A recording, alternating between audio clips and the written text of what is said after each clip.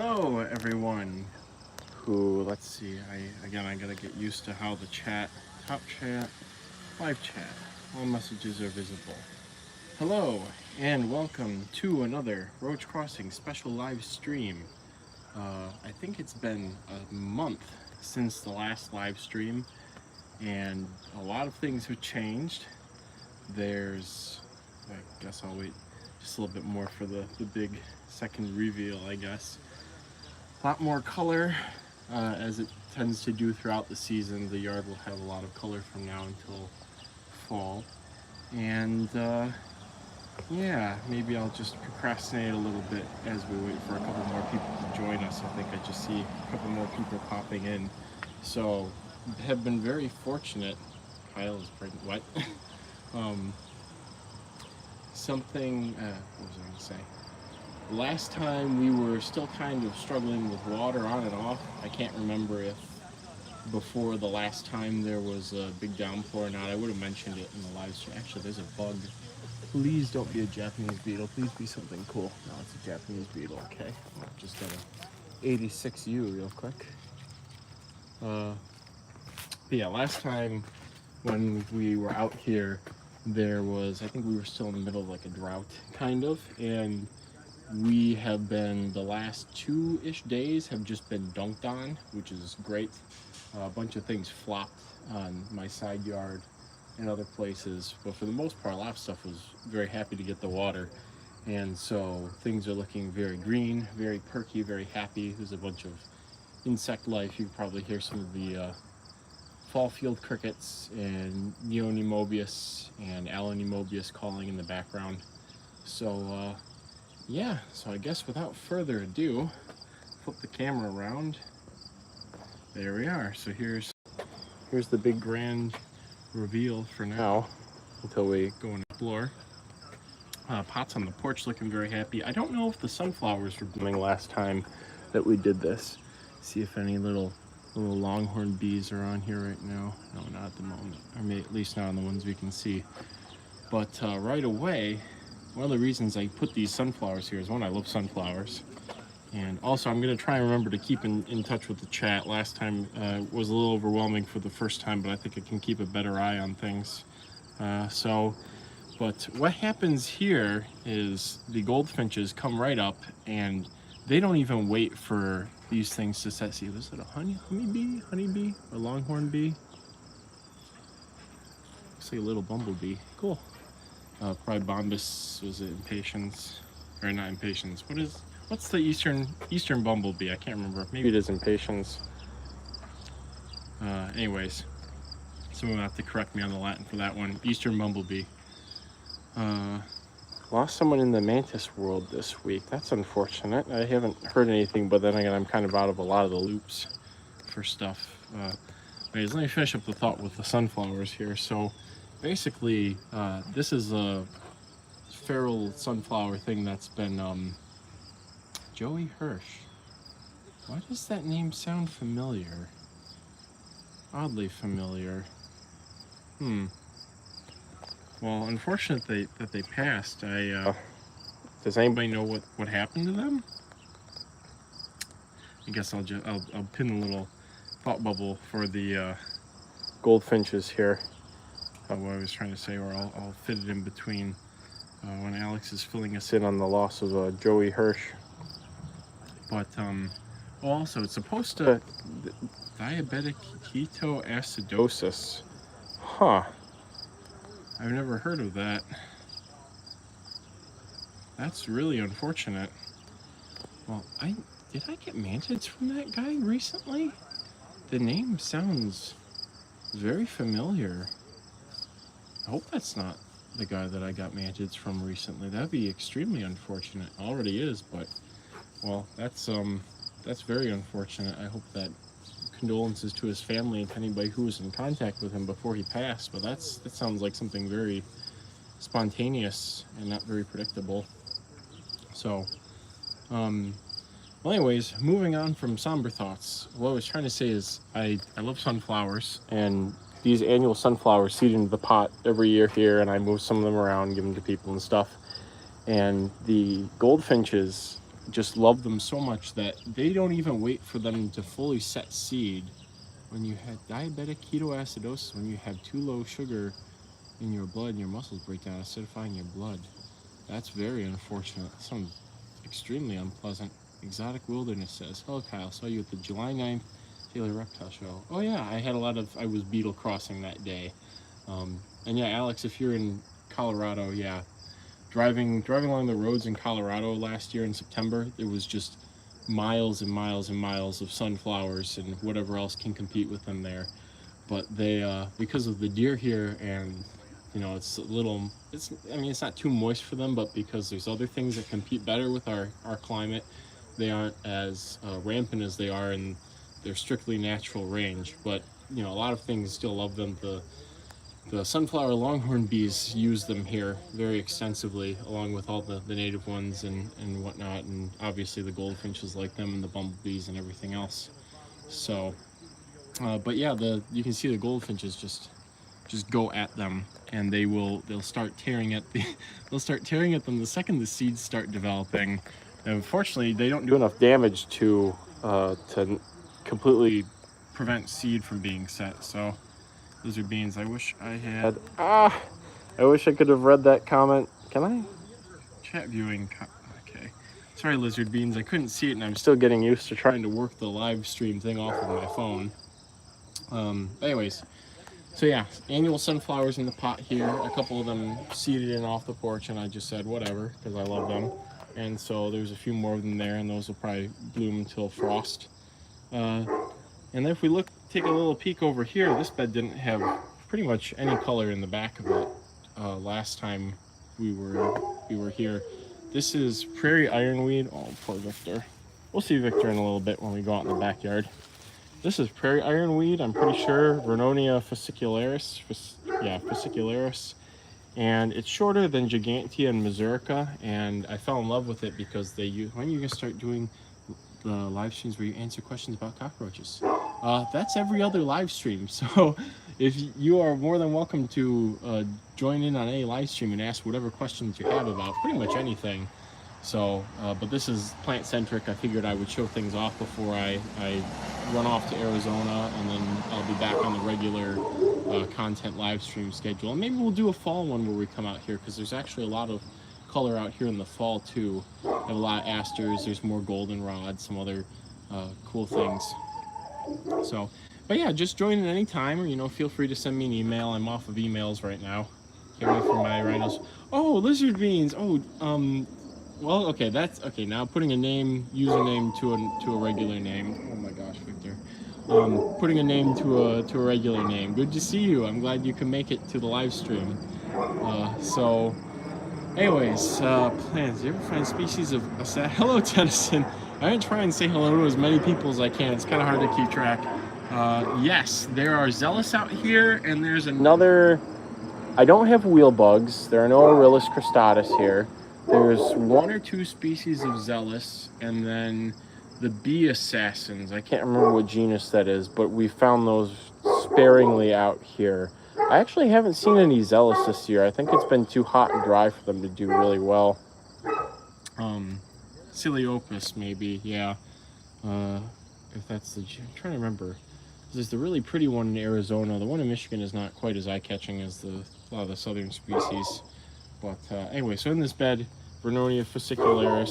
I like it because it's shorter than the other larger ironweeds. It seems to have a longer bloom time as well than Gigantea and Mazurka, which are the two strictly native to Michigan species. I have this Mars Madness Hibiscus here, which I just really love hibiscuses, and these flowers are huge. Well, we'll take a step down in here and look from a different angle. On the porch, I'm not sure if this was blooming last time either, is Salvia Garantiaca black and blue, which is a hummingbird favorite. And this is a vervain I had to settle for because I haven't been able to find, that's the one I really like, Homestead Purple, which a lot of places sell as a hardy species vervain, but it's not, at least not in Michigan. So, but I couldn't find it for sale. I think people maybe caught on. There's a skipper over there. Let's see if I can get closer, if this will refocus. Some sort of skipper. Should have had Brandon here. He's good with small lep identification. So, but the Salvia grantiaca is perfect for hummingbirds. I would be surprised if a hummingbird didn't swing by while we were out here, because just as I was coming out, they were visiting the flowers. I think one of them has a territory that rings around my house, and so they like to come out through the front yard and then go up into the trees, and they go into the backyard and go to my hummingbird feeding setup, which isn't an actual hummingbird feeder, but a bunch of plants for them. So, but this is Mars Madness, huge flowers. I love it. I know it's a hybrid of various native species of hibiscus, and you know, it gets past for me. It's very hardy, and I just love it. You can eat the flowers as well. I don't see as many bees and stuff on it as I do on wild hibiscus, but it does have abundant pollen set, so you know, might be the flower color that's a bit discouraging to things. Regular hyssop, not a native species or anything, but it fit the spot. This is all Bindweed Xerostosa here, which seeded in from a plant that I had in a pot. Have you seen any cool caterpillar species or even butterflies near the flowers? Hello, the cockroach dude. Yes. And because it's overcast, we're not likely to have much butterfly activity, but during the Master Gardener's tour on Saturday, it was just wonderful for butterflies. We saw 3 eastern tiger swallowtails on my neighbor Karen's. There were 2 of them sitting on the same purple coneflower nectaring at the same time. It was great. And through here, there's the monarchs, eastern tiger swallowtails, black swallowtails. In the backyard, I'll see spicebush swallowtails. And we even, because I planted a couple of the host plants around here, we even get giant swallowtails. I don't usually see them in the front, but there was one that I got video footage of that was ovipositing on the hop tree on the side of the house in the backyard. And so that was, you know, it's perfect for when the gardeners were here. Coolest insects you found in your garden? Love trying to ID and culture things I find in mine. Oh, there's a lot of cool bugs out here. It's introduced, but I like seeing the drummer katydids. Saw a white admiral, which is a specific color phase of the red spotted purple butterfly that is not usually found this far south, and so that was pretty cool.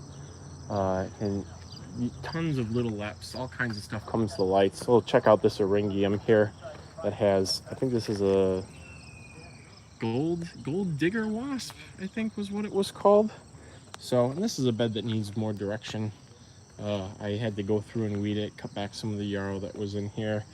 When I first made this, I was trying to keep it all the rocks exposed, and that's just too much work over time. So now I'm just letting a combination of sort of phlox and violet and Gaillardia and Ruellia ground covers creep in and through. This is a hardy plumbago. There are some ferns in here. It's just our soil's very well draining, so a lot of them don't do very well. But and then here, there's also a lot of spring ephemerals in here. There's a lot of crocuses. There's a lot of Dutch irises, daffodils, and stuff like that.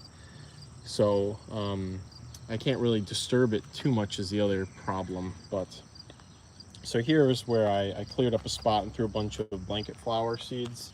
Probably go and see some happier individuals of this, but blanket flower does very well here. It's a long bloom time. I see bumblebees and other stuff use it. Our dirt is so clay-filled, not much likes it.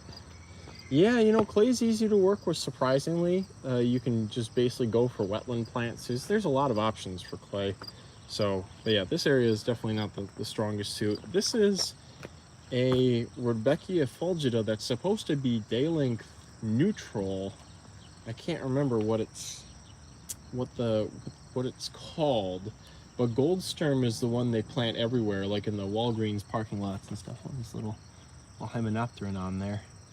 But this one's supposed to be, since it's day-length neutral, it's supposed to start blooming very early and then just keep blooming. I don't really see it offered much. I picked it up from an eBay seller when it first popped on the market, and I think that it just isn't performing the way that they advertised it. But, you know, I don't care because I like Rudbeckia fulgida, so, you know, it's fine. It's another fulgida that's not Goldsturm, I guess. Yeah, clay with high temperature is not very fun, but there's stuff that you can plant. You have to look into your local natives and see what's recommended. Let's see, you know, it's so overcast out. this might be a good day to see some tortoise beetle adults hanging out. So I have, this is swamp bindweed, not convolvulus. I have to pull up Michigan flora again. I can't remember. This is embarrassing again. It's native swamp bindweed. It has a pink flower, but it's host for two of our native tortoise beetles, and that's why I introduced it into here, is because I love tortoise beetles, and very reliable to be able to find them. If I sweep net it, I could catch a couple, but I'm not going to do that. So we'll just have to hope that I get lucky and find one on top of or on the bottom of the leaf. But you can see all of Calistegia. Yeah, I think that's it. Thank you, Alex. I can't remember what the species name is, but the common name listed on Michigan flora is swamp bindweed. But you can see the holes in the leaf that the tortoise beetles have chewed. So, but yeah, let's turn and move. We'll do a quick look over here.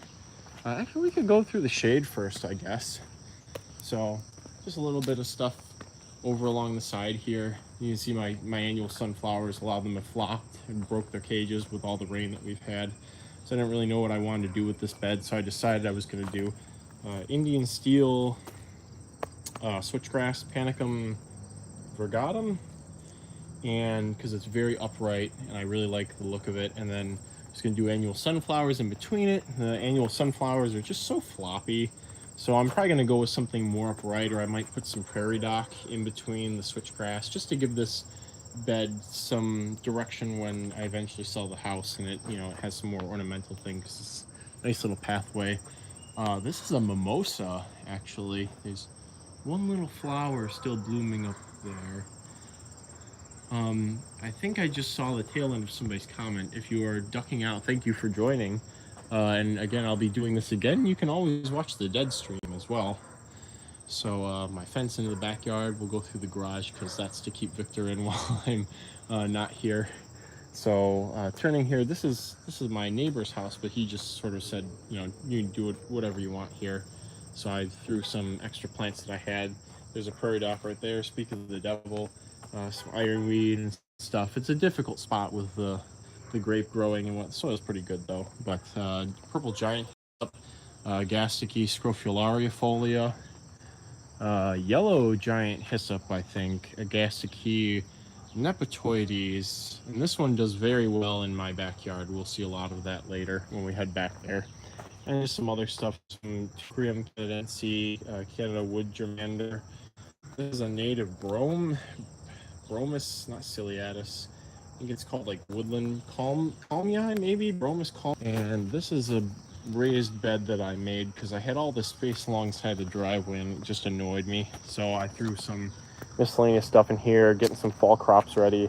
This is Biden's alba butterfly needles from the Florida trip, not last March, but the March before. And that usually blooms pretty late here, so it gets a lot of late season pollinators on it. You can eat the flowers and the leaves. This is some Solanum lichii. Wait for this card to fly by. Solanum lichii. It's another tomato relative that you can eat. Physalis species or hybrid Aunt Molly's ground cherries. I love ground cherries so much. They're all over the backyard, and my neighbor Joe has a lot of them too. And this is some sort of dwarf, or not dwarf, small, like a currant sized tomato that crawled out of it. I think the cage blew over when we got the heavy rain. And I just have some lettuces and some peas and stuff that need cages around them to stop the deer from eating them. One of the people who came to the Master Gardeners thing was kind enough to come back the following morning while I wasn't here and dropped off some plants. This is green dragon.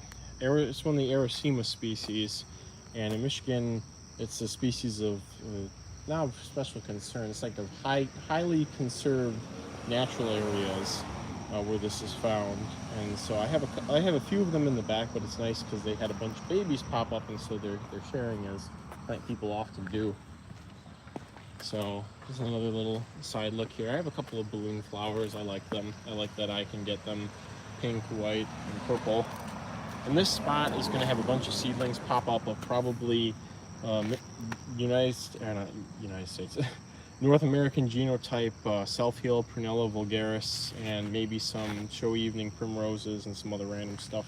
This is just a nice sedge that I found in the backyard and moved here. I like how bluish the leaves are. I haven't tried to ID it because I don't think it's actually flowered.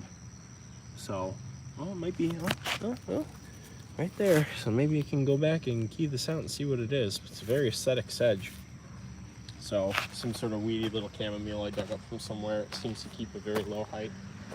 And then looking over into here, into the woodland, I guess we'll do this woodland bed first. So, some more Canada germander. I rely on it very heavily in shade areas. It's one of the few plants that seems completely deer-proof. Flowers in heavy shade, it colonizes areas pretty well. So I thoroughly enjoy it. This is, what is this? An agrimony. I can't remember what the genus is. It's a native woodland agrimony. The seeds are very much so like to stick together. It's like Velcro. I can't remember if this is one of the inspirations for Velcro or not, but you know, stick to dogs, stick to people, etc. Unlike stick seed though, it comes off very easily.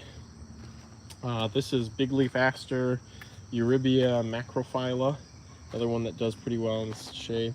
Here's the stick seed I was mentioning. I should have pulled this plant, but now it's got seeds on it. So this is stick seed. This is very difficult to get out of clothing, hair, everything, but it is native. I do pull it when I see it, if I remember to and have the gumption.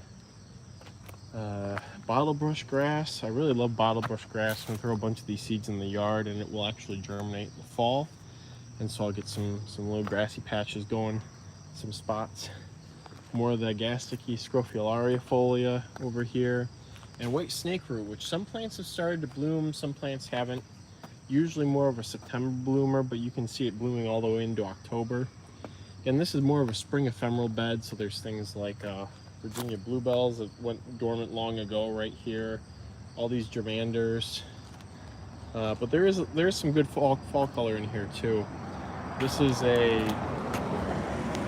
cold hardy blue mist flower, Coneflowers. I can't remember what the species is though, but it shares the space with the Virginia bluebells, which go dormant long before it actually emerges from the ground. Oh, there's a white snakeroot blooming right here.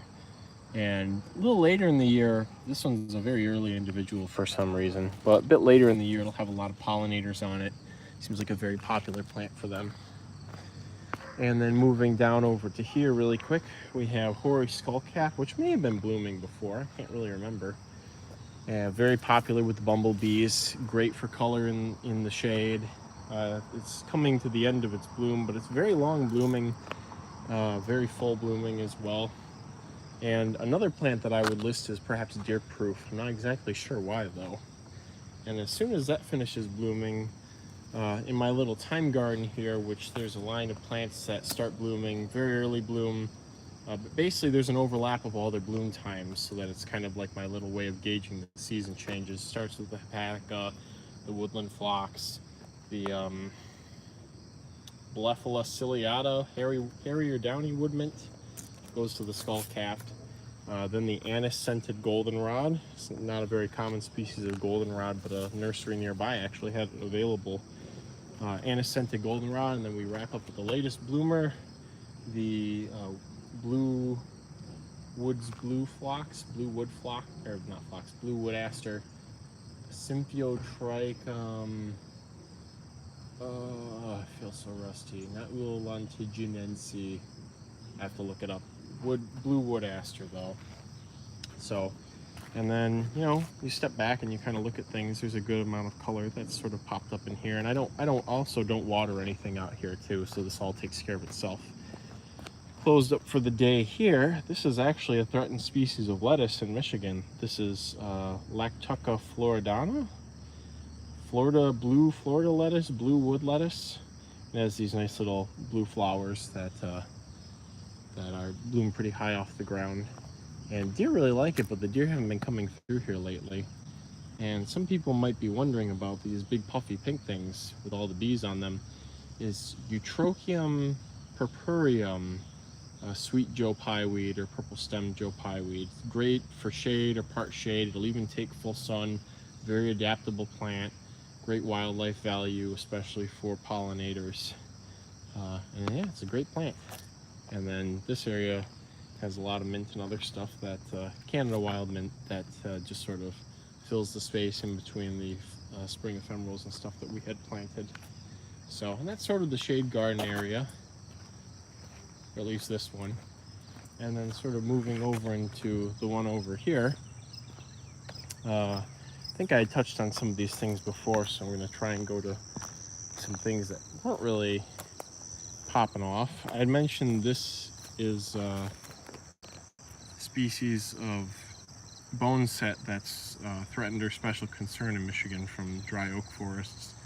And it takes forever to actually bloom, but you'll see the flower buds sort of pop up quite early in the year, and then it just sort of takes its time actually blooming. So it's pretty neat.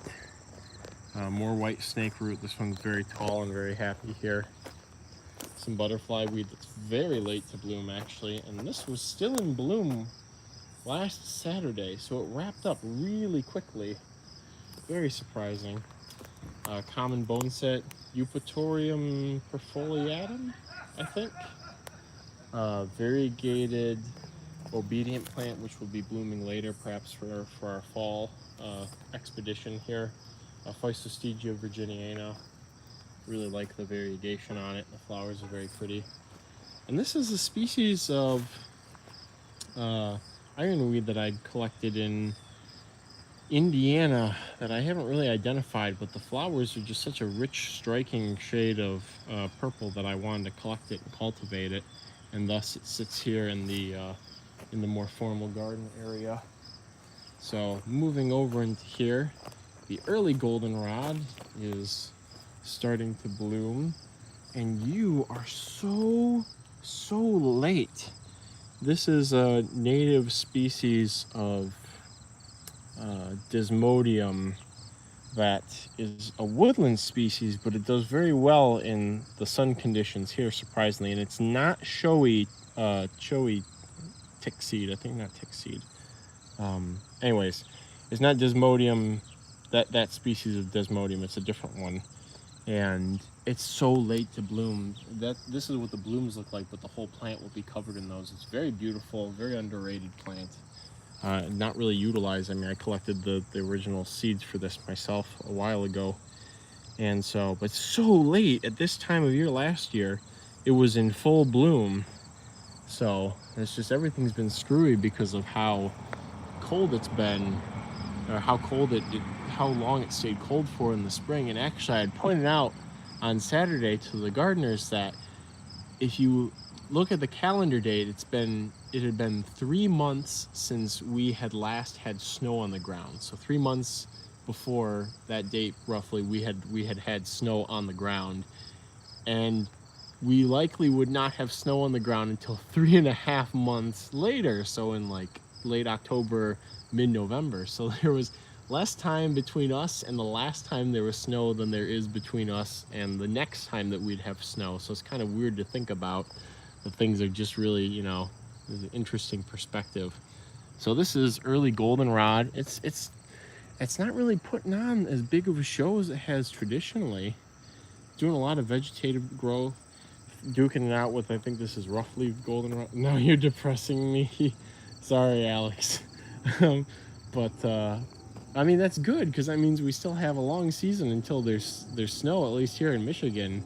It's just funny that, you know, only 3 months ago there was snow on the ground. It's going to be that amount of time and more until there's more.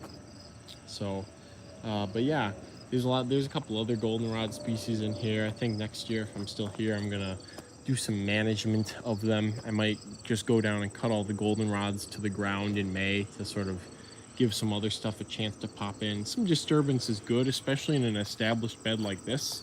It'll give some weird things a chance to finish their life cycle and pop up, like this little partridge pea who moved across the walkway.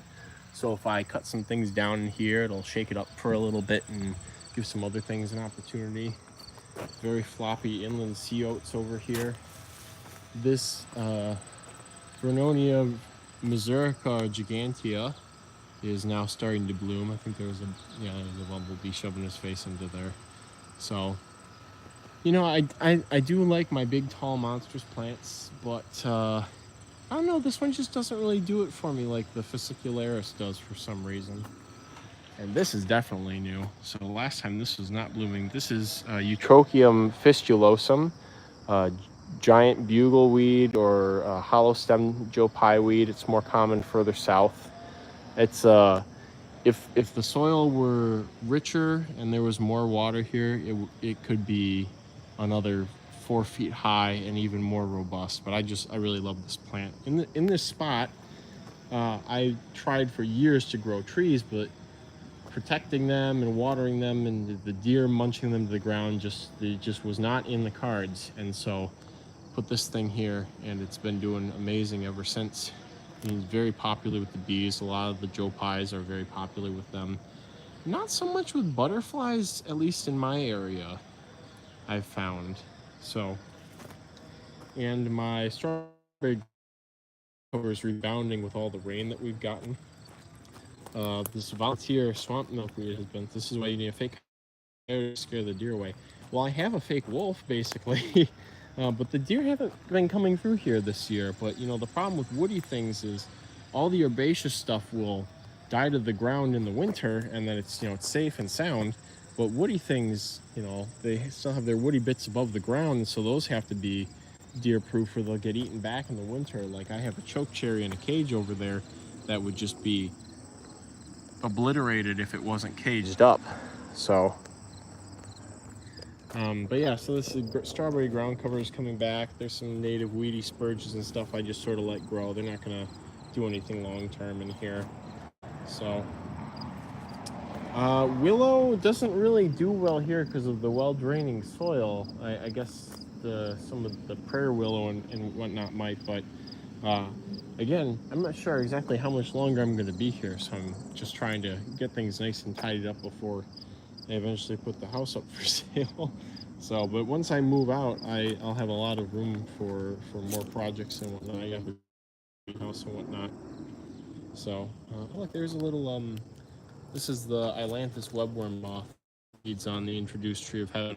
It's a native moth that I guess they don't really know what its preferred host was before Tree of Heaven was introduced, so it's quite pretty. I enjoy finding it. It's an interesting little quirky ecological thing.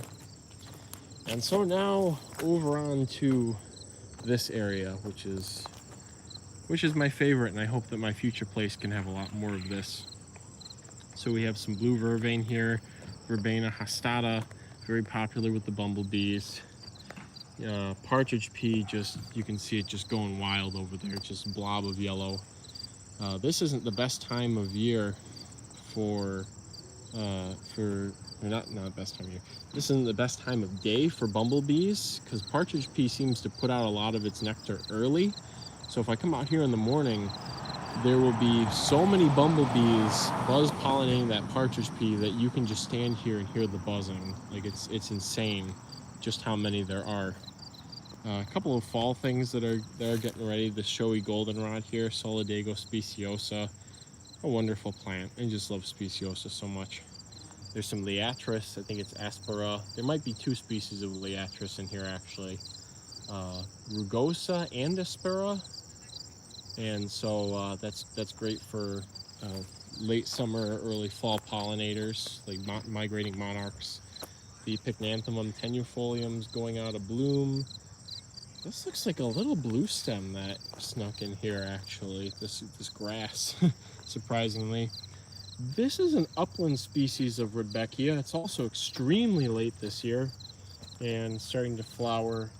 Upland subspecies of Fulgida, I think it might actually, considering the difference in habitats, it might be worthy of being listed as a different species, but I can't remember what the exact variety or subspecies name is, but it's an upland variety of species of Fulgida.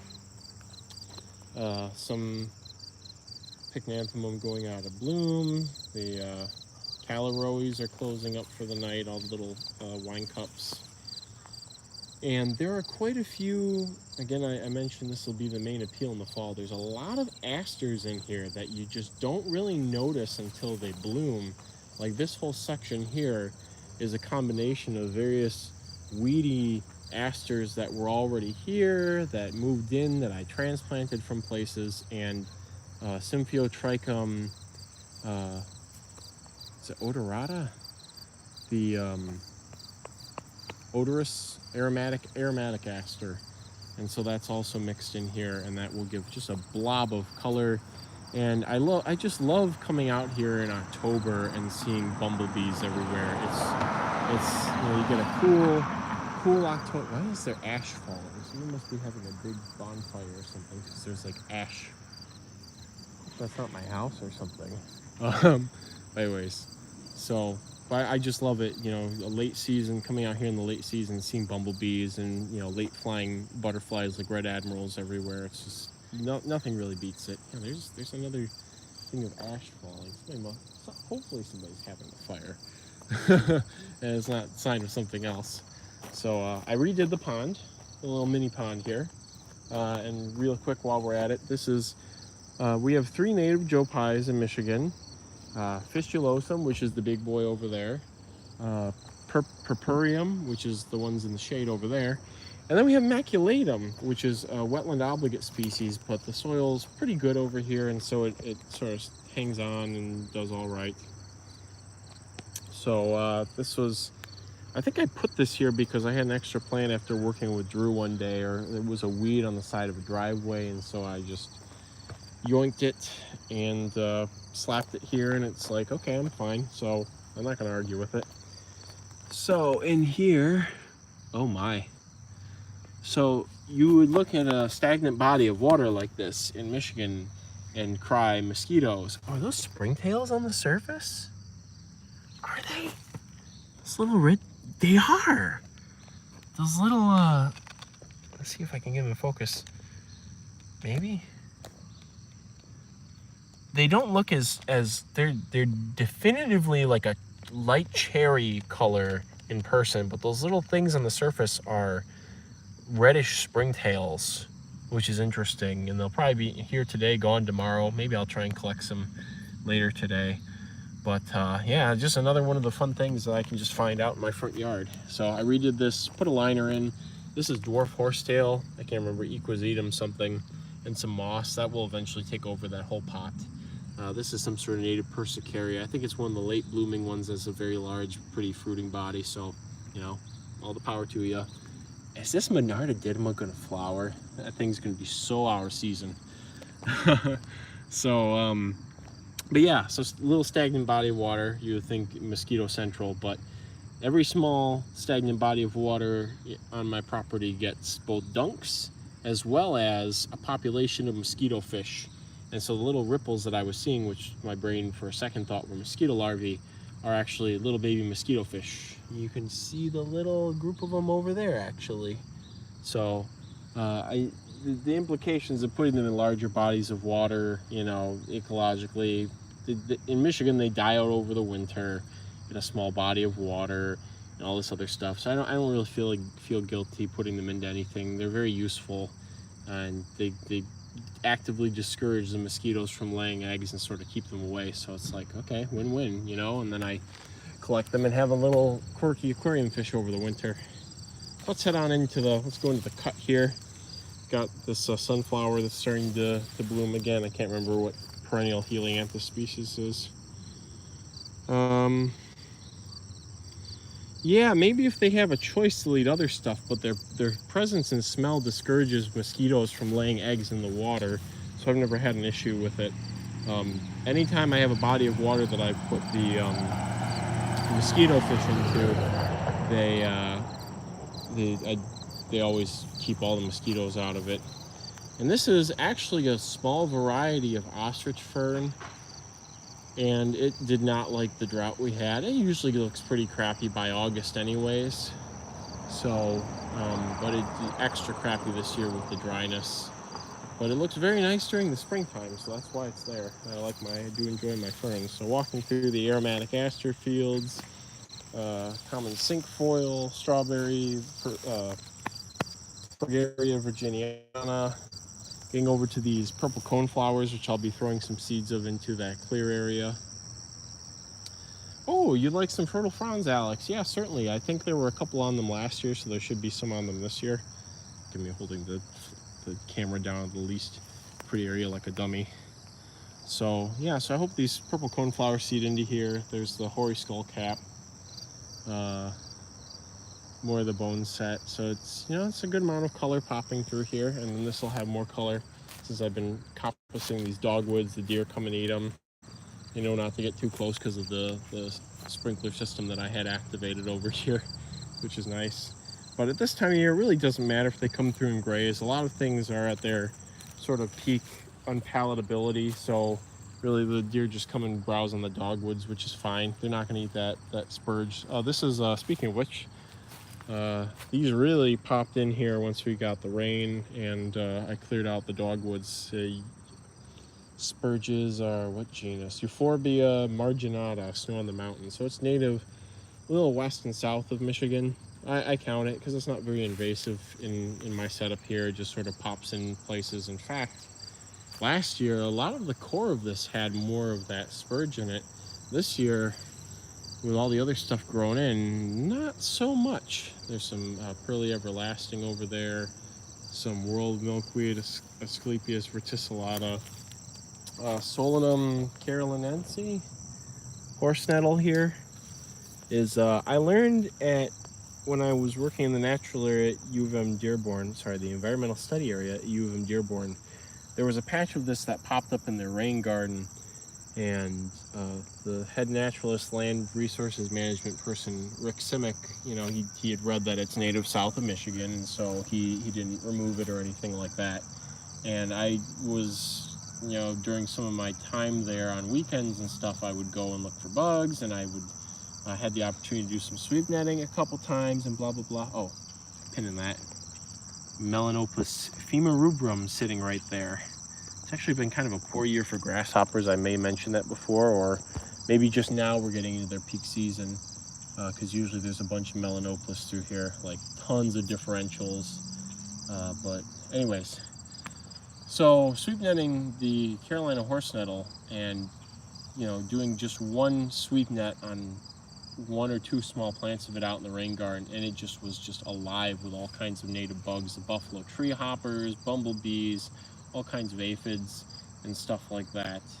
Really use the plant. Then of course the fruits are edible to things during the winter time, so I intentionally put it here because it has very high ecological value, and it'll just move through here. Other things will push it out and whatnot, and, you know, deer might graze on other things and sort of increase its fitness relative to other things, and, you know, it'll just play its role here, I'm sure.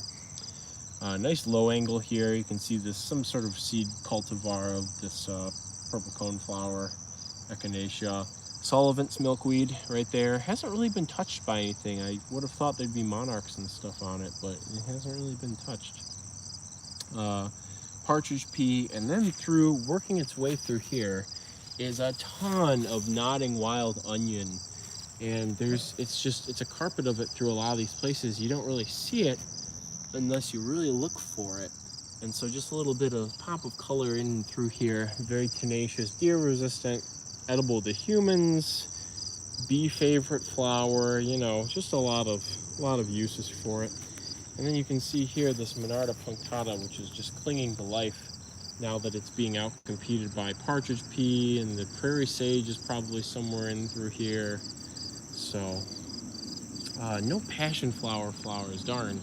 That'd been a nice thing to see. Oh, there's a monarch off in the distance on the Eutropium Fistulosum.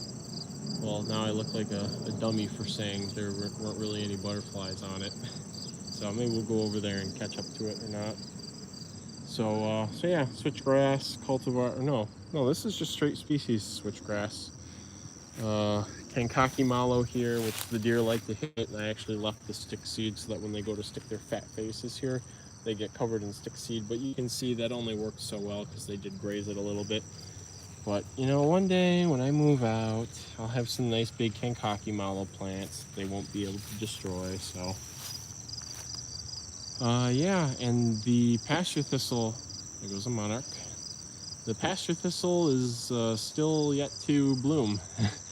I think I remember seeing some of it when I was doing stilt grass spraying. Actually didn't really start blooming until September, or was in like peak bloom in September maybe. So, but yeah, it's really a great beacon for butterflies because it's so tall and the flowers are just that perfect shade of bright pinkish purple. They just say like land on me. So yeah, that'll be nice in a couple of months, probably by the time I get back from Arizona. So yeah, there's one Rocky Mountain bee plant here, again getting pushed out by other things, a little out of its element here. The partridge pea is just very powerful. And you know, with the bumper crop of seeds that this stuff's going to make this year, it provides an even more convincing argument for me next year to be very judicious with when I use the yard enforcer. I will probably put it up for early season enforcement so that the penstemons don't get hit, and then sort of, you know, take it down so that the deer can sort of chomp on the partridge pea a bit and sort of knock it back. Oh, there's more Monarda punctata surviving back in there. And then up against the fence, this plains coreopsis is getting out competed by the partridge pea. So, you know, just all these complex interactions. Can we see you on live stream using the flame weeder? Yeah, maybe. I actually have to do some of that over at Karen's house eventually. So, but yeah, I love this Prairie Coreopsis. This is a air quotes Michigan genotype from, we did some work for the city of Novi, and they have a rain garden swale outside their library. They actually have a couple of swales. They're absolutely gorgeous. And I think it was done partly with seed, partly with plants, etc. And when I was there was this one little patch of this coreopsis up near like the cars where it was a little drier, and I grabbed some seeds of it because I'd never seen it before. And, you know, I wanted it in here. It's an early successional species, has a long bloom time. This will have some flowers on it until frost. And so, and here it is. And there was a lot more of it in Karen's yard and Scott's yard. And things are filling in places. And, you know, it'll do really well if I toss some seeds out into here and do maybe a light burn. See the strawberry already starting to move in to this open area. So yeah, Helianthus occidentalis, western sunflower, very happy down by the street, and not being destroyed by the deer either, which is nice. For some reason, it isn't being destroyed. Some, I think Eurasian ecotype yarrow that I didn't kill all the way or that I need to remove. Asclepias ovalifolia, it's oval leaf milkweed. Very interesting, basically a mini common milkweed moving around here. And I just sort of let it do what it wants, because there was one year where it just produced an army of monarch caterpillars. And like I was like, where'd all my oval leaf milkweed go? And it was, you know, a couple of fat caterpillars hanging out. But this year, not so much. In fact, I haven't seen so much in the monarch caterpillar department this year. Surprisingly, I don't think I've seen any actually. Plenty of adults have come through, but I don't think I've seen any caterpillars actually on any of my milkweeds, and I have quite a few. But usually I'm not the type to notice the caterpillars until they're huge. I don't go actively looking for eggs. My monarch propagation is, here you go. Here's your habitat. Here's your nectar. Go reproduce. So yeah, so that's the front. Some updates on the front. Bunch of weedy pretty things down here. This blanket flower was all sowed from seed. Somebody one day, oh, I killed this mulberry. Somebody one day decided to run their truck tire or something up along the edge here and compacted the soil, and I was just like, you know what, I have a plant for that. And so tossed a bunch of the blanket flower seeds here, and there it is. This is a non-native, what are those called? Sedum. I may rip it out eventually. I think it's Autumn Joy. It's one of the better, more upright varieties. This is actually native sedum from the Appalachians, Hylotelephium telephioides in here. So that's very nice. A bunch of, just on this curb where I might run up or somebody might run up, a bunch of weedy natives. There's Aurelia that I think seeded in on its own, some Rugel's plantain, some Antenaria, pussy toes of some sort, some of the native spurges as well. I can't remember what that's called, or what the genus is for this spurge. This is a rare violet. I can't remember what it's called either, because there's so many violets, and it's not a native to Michigan one, but it's from the East Coast. So, with all of that being said, now we'll move into the backyard for the next half of the tour. Maybe I should, instead of everybody having to look at my mug, my worn out hat, and say one more goodbye. Let's get the signage in the shot here. One more goodbye. Maybe this will be a thumbnail. There we go. That's pretty aesthetic right there. So, I'll go into the backyard, say hello to Victor. I'll grab this this drink that I left out here that past Kyle so kindly left for future Kyle. Oh, gotta show the bumper sticker. I don't know if I did last time. So, I don't feel strongly about many things. I wouldn't even say that I feel so strongly about, like, how the way that people view cockroaches. You know, people can hate them, people can love them, whatever. But you know, the one thing I think the world should agree on is that you have to kill your lawn. You have to do it with a little heart over the eye as well. So, all right. So we'll go out in the backyard. We'll get Victor out. We'll say hello to everything back there. Very happy to see me. So, garage. And out onto the back patio. We'll get our greetings with Victor out of the way. Oh, I know my bumper sticker number. Oh, goodness. Come on, Victor. Good boy. There we go. Are we outside? Are we outside? Say hello to everybody. They don't usually get to see your whole body. They usually see your little face peeking up over the table, or he's a happy boy.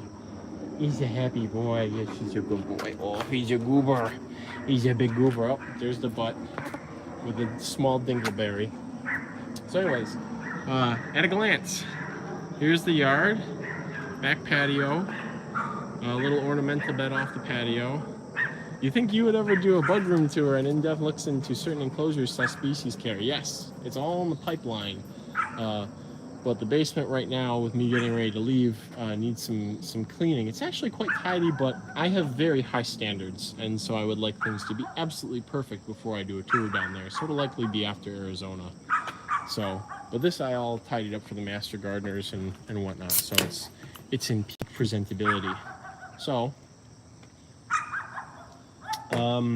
let's start over here. Just a Canna indica species. You know, no fancy flowers, just they're really good for pollinators. Peach tree I plan on taking when I move.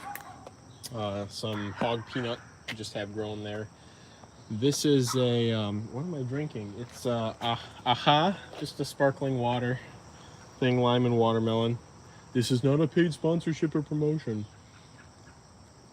So yeah, this is a cucumber seed strain I've been working on that has wilt resistance. And I'd say the trials this year are going spectacularly. The flavor's top notch.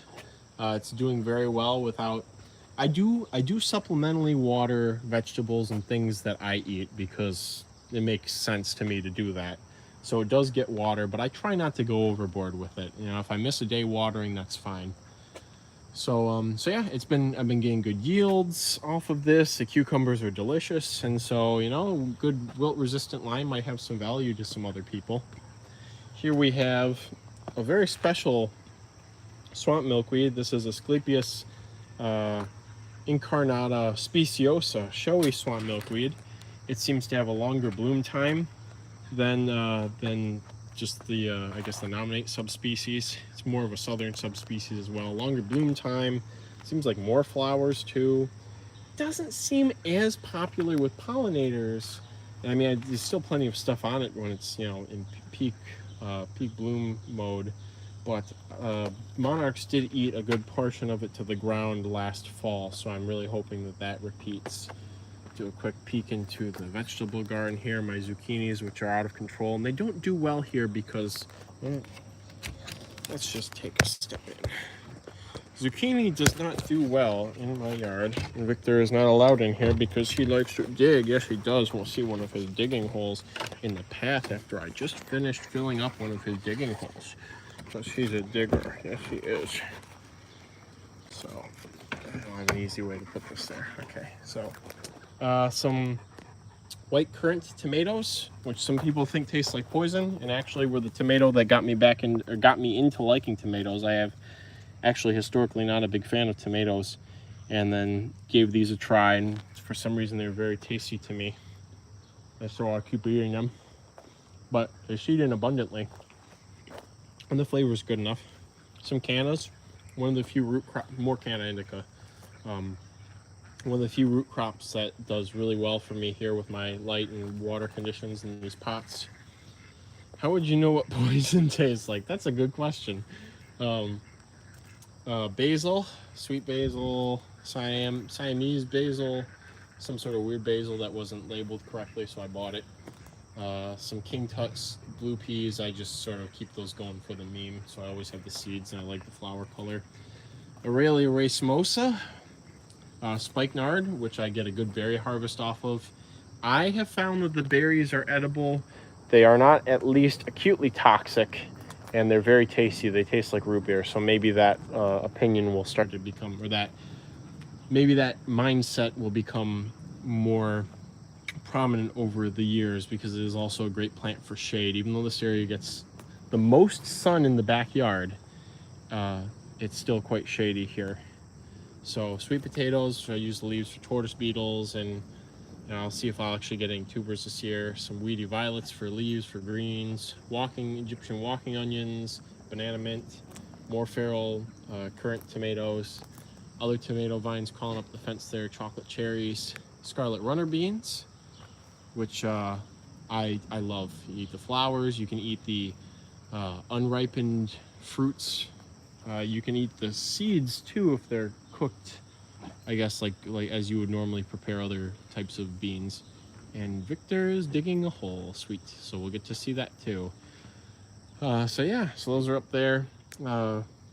Solanum nigra, Solanum ticanthum, Eastern Black Nightshade, which is actually, the berries are edible, actually, not to be confused with Atropa belladonna, which is not edible and has berries that are borne singly.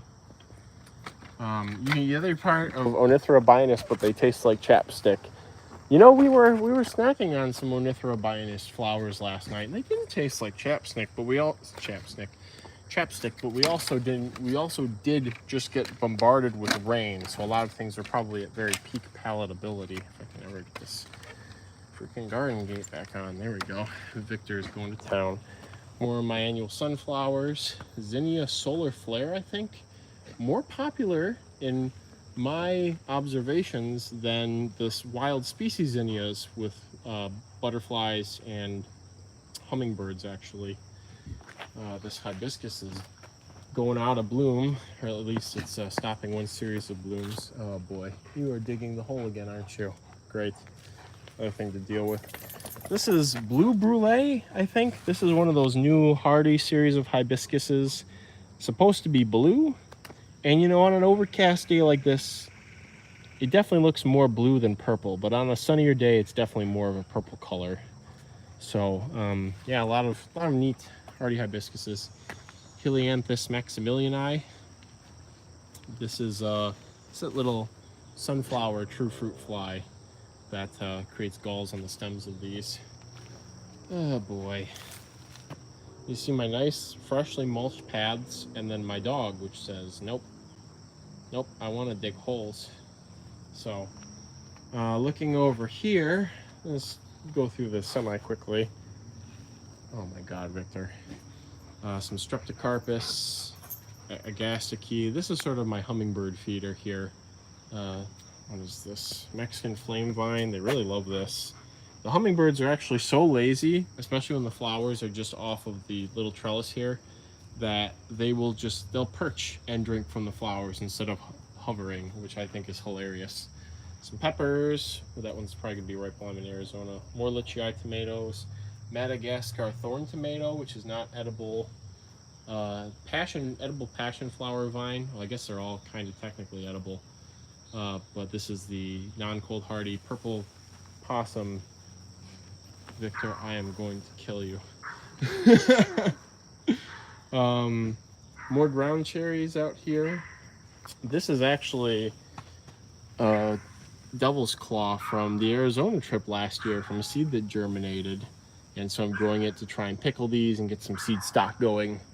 My little nursery over there, which just has a bunch of plants that I'm propagating, stuff that needs to go in pots, big ol' agave.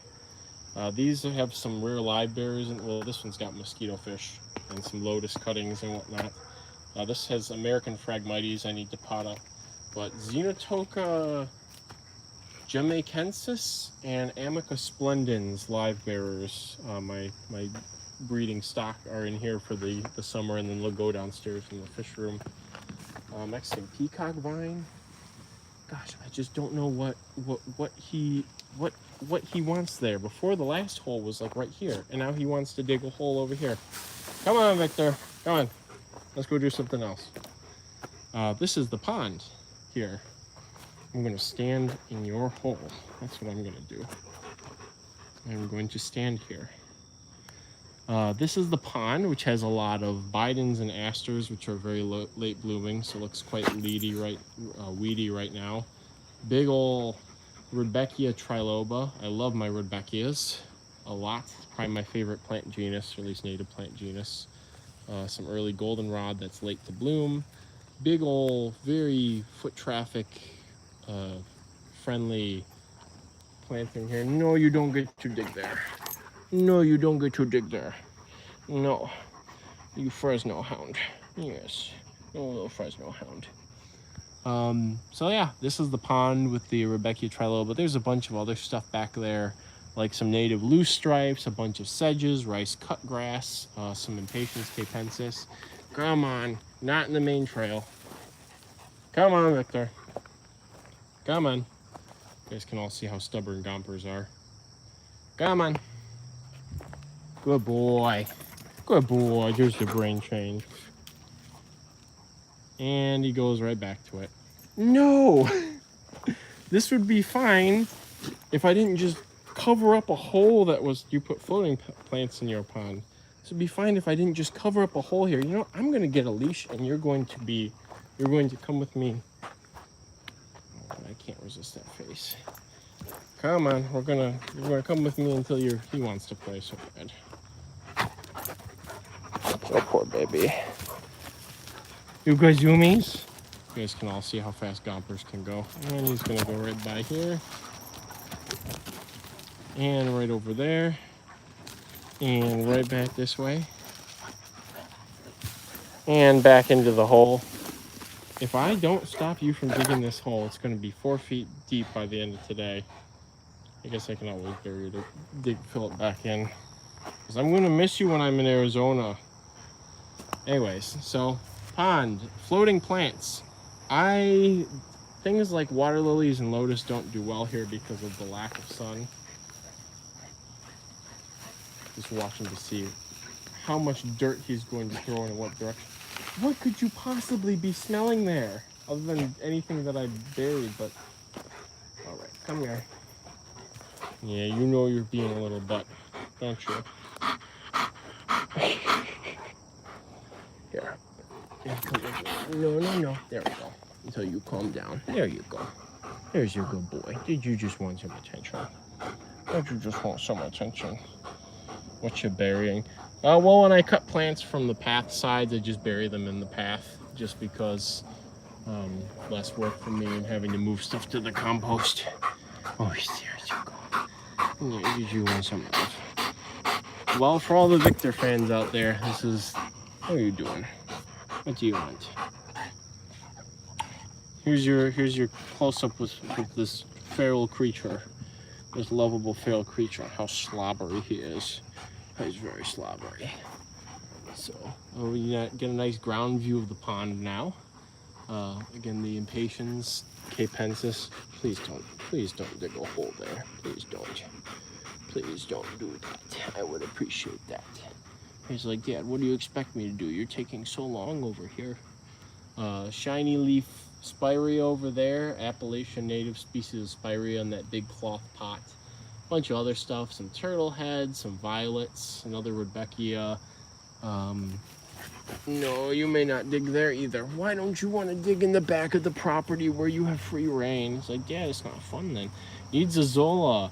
Yes, I do love Azolla, and I tried to propagate it a couple times, but it just is not very conducive to it here. This is mostly one of the Lemna species. It used to be, was it giant duckweed? I think it was a Spirodella species, and now it's been overtaken by Lemna, as Lemna often does.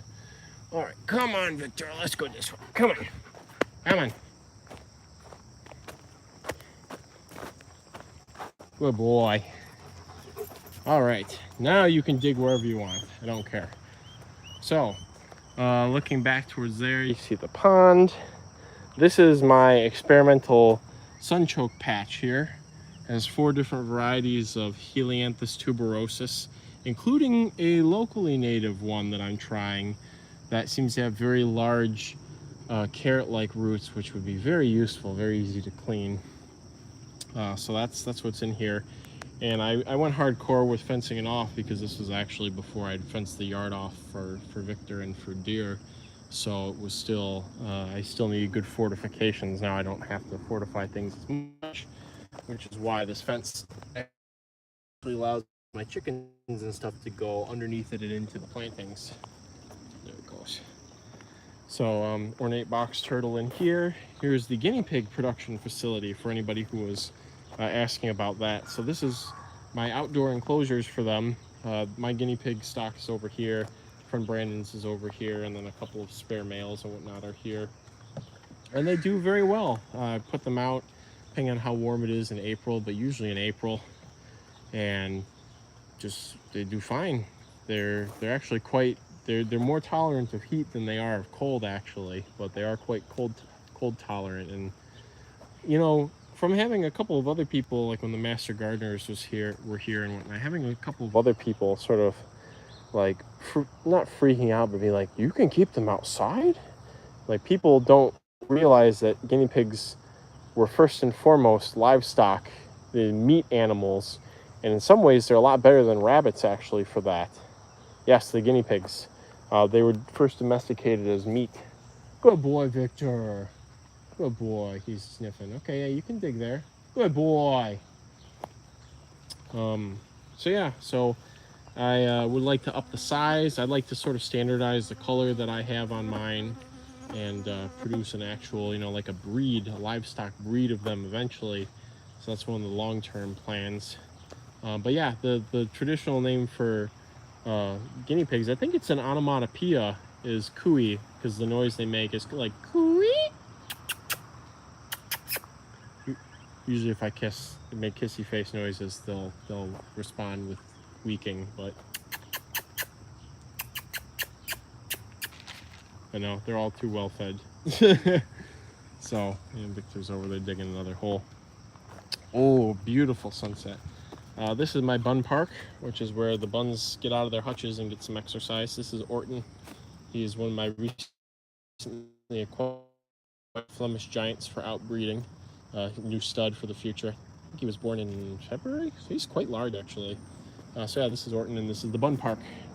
You know, I'll give them branches and stuff that I've cut during the day, or plants that I've dug up, and I get that in here. So, and I'll alternate them through, and part of the enrichments, of course, they get to smell each other's poop and all the places they've set marked and stuff. So, this is a hugel mound. Do the bunnies stay outside all year round? Yes, they do. They're very, very cold tolerant. There'll be days when it's below 0 Fahrenheit out here, and they'll be sitting outside of their hutches just like nothing's the matter. Heat is a little bit more difficult for them, but I found that basically as long as I keep good quality food available in the form of pellets, they have the energy to cool off. So this is a hugel mound that I started right before Arizona last year actually. So I buried a bunch of wood and yard waste, all kinds of stuff buried into here, and then mounded up, and then put straw, mounded up, etc. It's sunk into the ground a surprising amount over this last summer, and I think this would be an extremely productive mound long term. You know, Victor, if you dig there, you won't be able to run through there as easily, but that's not my business. Not my business at all. So more wild raspberries, wild black raspberries, more asters, early goldenrod, some thimbleberries I planted. And then, of course, there's kale. There's volunteer eggplants from when I put my old... Oh, I heard somebody's exhaust. Observe the natural responses of the camper. Tell him, Victor. So anyways, yeah. So there's some volunteer eggplants in here. Kale, sweet potatoes are going crazy in here. So some persicaria that I'm just leaving because I want more seed stock of it. Kale.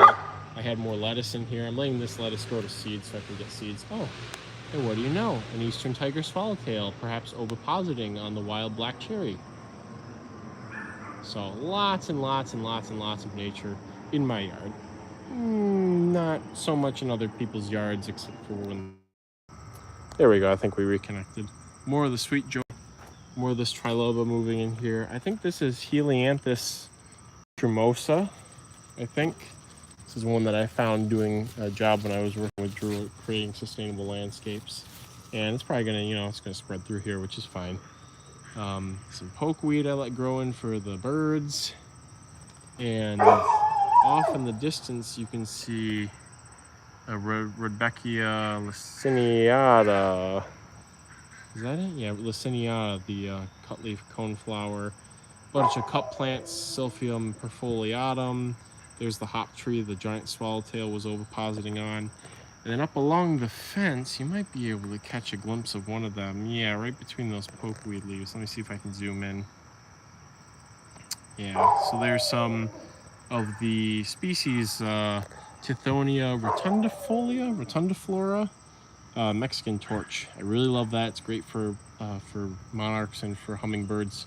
Central American species, but they reckon, and bumblebees love it too. So I really like to grow that, and it's also behind. Those plants should be another 2 feet tall and covered in flowers already, but it's how the year's been going. So let's continue to meander around here. I zoomed in. There we go.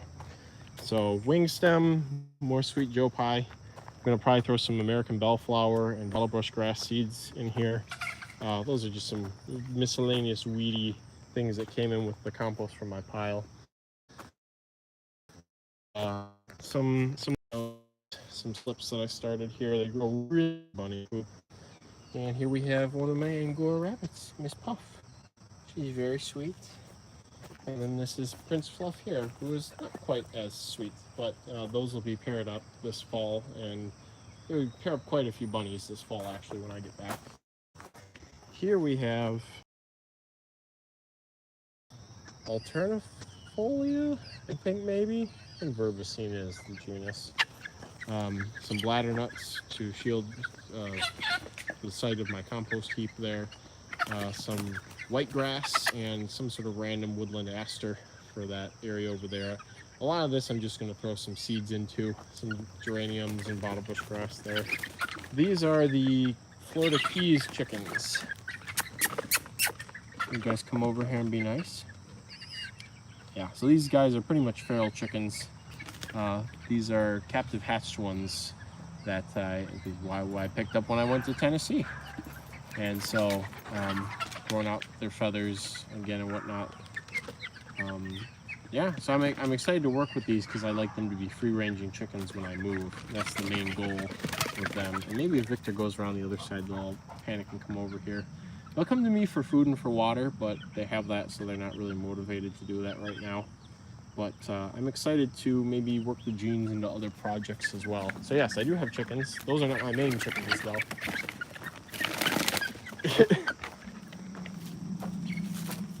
Over here we have Mr. Beast. Mr. Beast is my primary stud. He's a very sweet boy. He's very large. We'll say hi to him. We'll say hi to Mr. Beast. Hi, Mr. Beast. How's a good boy? Yes, you know Mr. Beast. Oh, you bonked him in the face with your paw, Victor. Come here, Mr. Beast. Come here. Nope, he's like, nope, I don't want to go over there. Victor likes to follow the bunnies around and eat their poop. So Mr. Beast doesn't like him that much.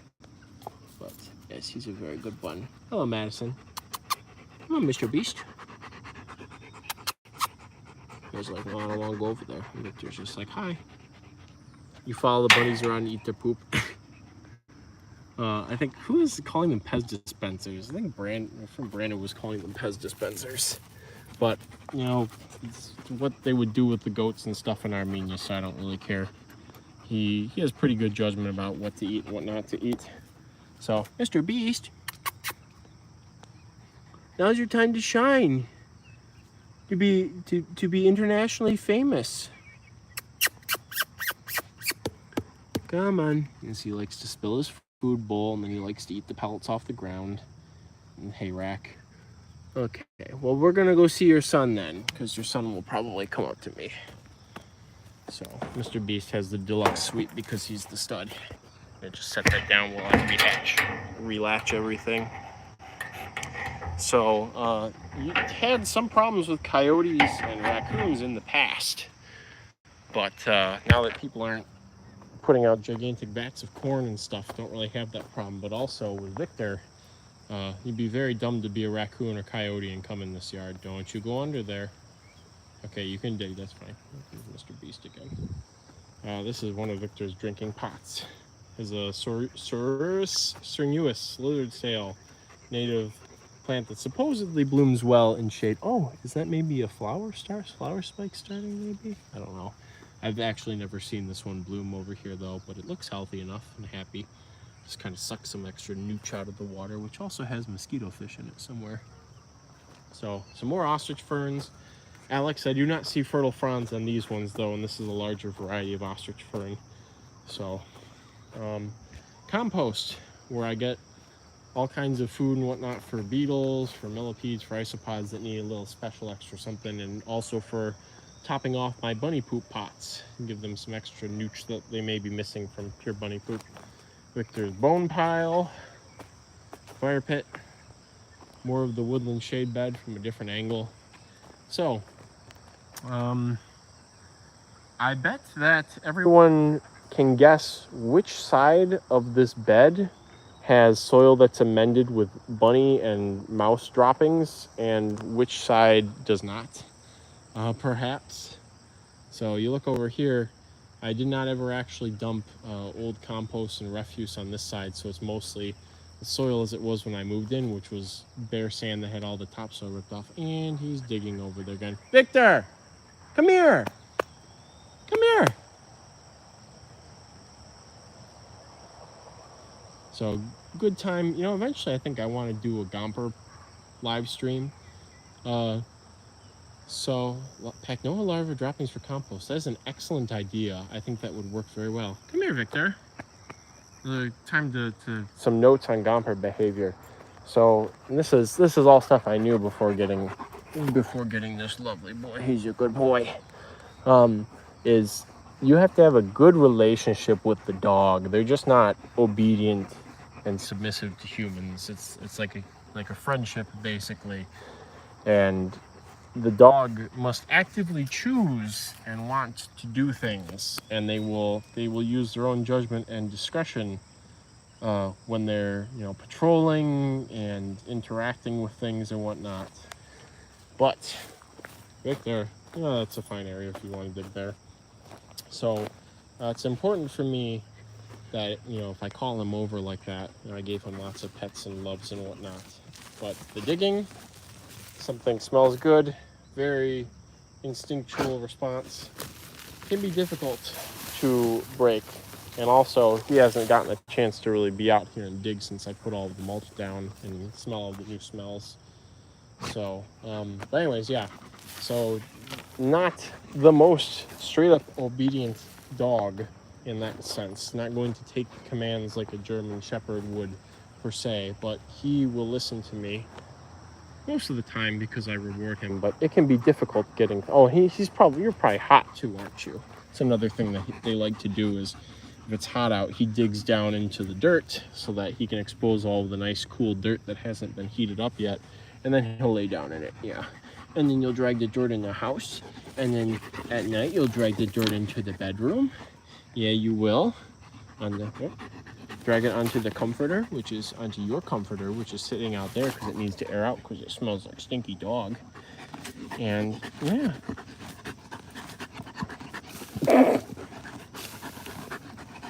They're very cute though. I smell something good there. All right, well you keep smelling that. We'll go look at buns. More buns. Here we have Lulu and one of her babies.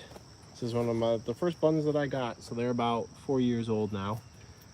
Flemish giants, although they're as Maddie, Joe's girlfriend down the street, has referred to them at times as Flemish regulars, I think, because they're not very large. I think they were the runts of their litters.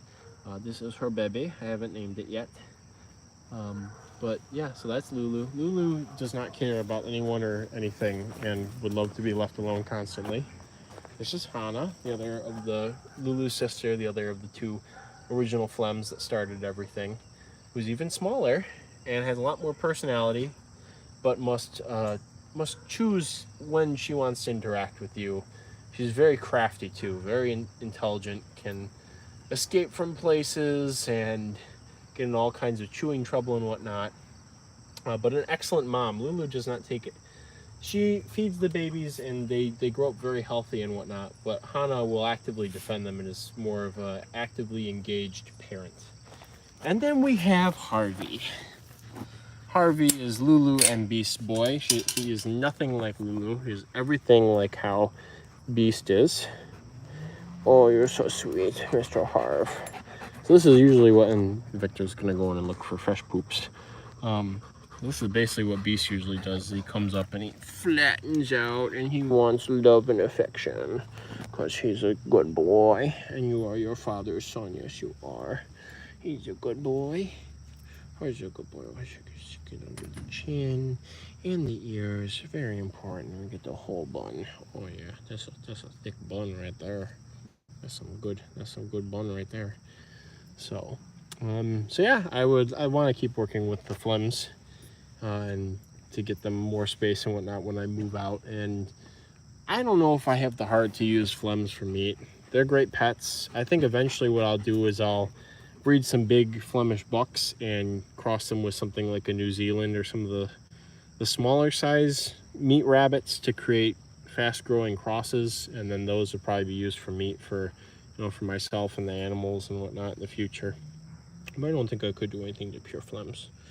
They're so cute. Aren't you so cute? You're so cute. When I raise bunnies, I handled them daily from basically the time that they're born. And so, oh, I overstepped a boundary there. I'm sorry. Forgive me. So I work with them daily, lots of handling, and of course select the nicest of the babies to keep as holdbacks. So we have Mr. Harv here, who's just so sweet. No, that does not happen with domestic rabbits, I don't think, or at least it's never happened with my rabbits. I feel no qualms about constantly fondling the babies with my domestic rabbits. Hannah at worst will just try to she'll growl at me and swat me away. And I actually have some videos of when I was working with the babies with Victor, because it's very important that he gets as much work with the livestock as possible, and he's very good with baby bunnies. But anyways, she would bite at him and swat at him and all kinds of stuff and just beat the crap out of him, and he was just there to sniff and to be with the babies. So but yeah, so I have very nice Flems. Miss Puff is also very sweet. She's like this. She doesn't do this weird flattening out thing that he does. But she lets me pick her up. She's actually probably the only rabbit I have or have ever interacted with that's fine with being picked up, and actually seems to enjoy it. And so I want to keep those genes going, because that's important for an animal that you're going to be extracting fiber from, gently of course, but you don't want them being stressed out or biting you or anything like that. So all right, Harv. Oh, big boy. Oh, he's so sweet. He's a real sweetheart. Gotta get some females that act like you. Oh, I'm sorry. I also try to mostly touch bunny faces, because when bunnies interact with each other, and they give their little kisses and whatnot, and licks, they usually keep it to the face, not always the end of the nose, but around the eyes, around the ears, around the chin. So I try to replicate that when I'm doing stuff with them. And usually if they're approaching each other from the back, there's, you know, it's either mating or aggression.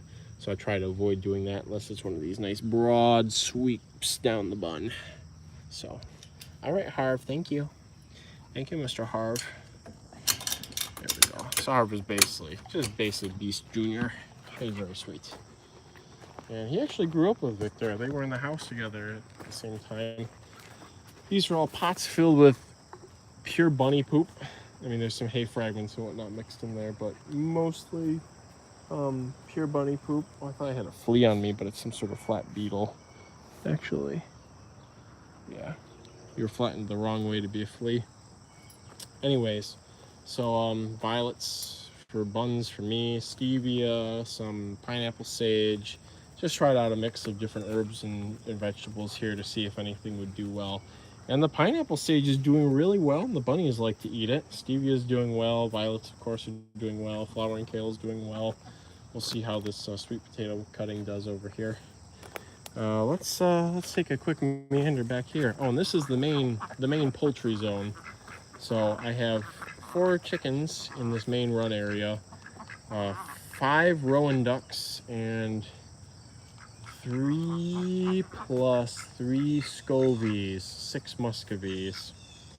And so yeah, basically down to just the I used to have a lot more chicken. I think I had up to like 35 chickens or ducks, and then it was harvest time, and I found over time which breeds and what animals I liked working with. And oh, this is Switch Junior here. She's a very sweet chicken, extremely sweet. Come here, Switch. Switch Junior, yeah. I gotta get the nice glamour shot. So all the chickens I have left are basically mutts of other chickens that I've had in the past. So this is Americana, Brahma, something else mixture.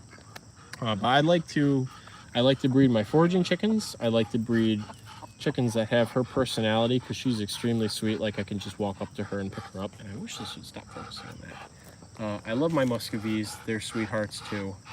They were dropped off at a local park and actually caught them basically the year that I moved into the house, and they were my first birds.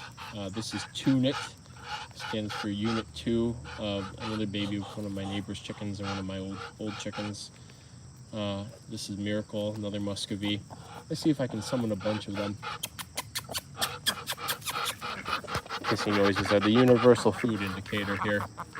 I have the rowans because I think they'll be practical in the future if I have a body of water and build a pond or something like that. And as you're saying, Chain, muscovies are so nice. Like even that, this is one of the ducks that I grabbed when we were in Alabama, one of the muscovies.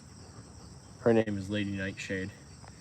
And that's Nugget, the chicken behind her. That was one of the first chickens that I hatched out, that I bred. And then we have Ostra, who is one of the first chickens that I bought, an Australorp, and she's old and reliable, so it's like, okay, you get to stay. So yeah, only 4 chickens. You see that she thought that the muscovy was a rooster trying to mate with her when she reached out. This is Draco.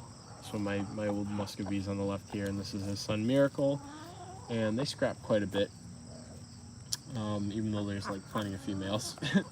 So but yeah, I want to keep the rowans because I've had hookbills, I've had Indian runners, I've had khaki Campbells, I've had East Indies. I would like East Indies again though, just because they were nice, and they were nicely behaved ducks, and I like the way they look. I had Cayugas. They were like the most feral creatures on earth. And so I like the rowans because they're manageable. I can catch them easily. They're very hardy. How many of the Alabama muscovies do you still have? I have all of them, Satchel. I think the other ones are actually in the coop sitting on eggs right now. I've been getting a weird hatch out of them because I think the temperature fluctuations are causing the eggs to hatch asynchronously. But I've actually gotten 3 ducklings in the garage right now from the muscovies. I just wanted to get another generation, just even if it was a couple this year, because my original group was getting kind of old. And even Miracle's like 3 years old now, and the other muscovies are like 5. I know they can live quite a while, but I just, you know, I don't know what's going to happen when I move. I could have some catastrophe or something. So I just wanted to get some more Muscovies because I really like their genes. I really like their personalities. They're very sweet ducks. And again, the Rowans, ruthless pragmatism there. I just have them because they seem very hardy. And I like that they look like wild mallards too. I like that quite a bit. So I've been, 3 of those are ducklings I produced. The other 2 is like my original pair, which is also getting up there in years. So, hello Nugget. I really love poultry keeping. It's very relaxing for me, and I feel like, hello, giving them all this space that I have is the easy way to do it, because, you know, I don't have to let them out if I don't want to. They have all kinds of space, and with the straw and the piling up of poop and the beautiful soil that's formed here over the years, there's all kinds of worms and stuff that come to the surface, so they can just scratch around and forage. I can't with birds, too much noise.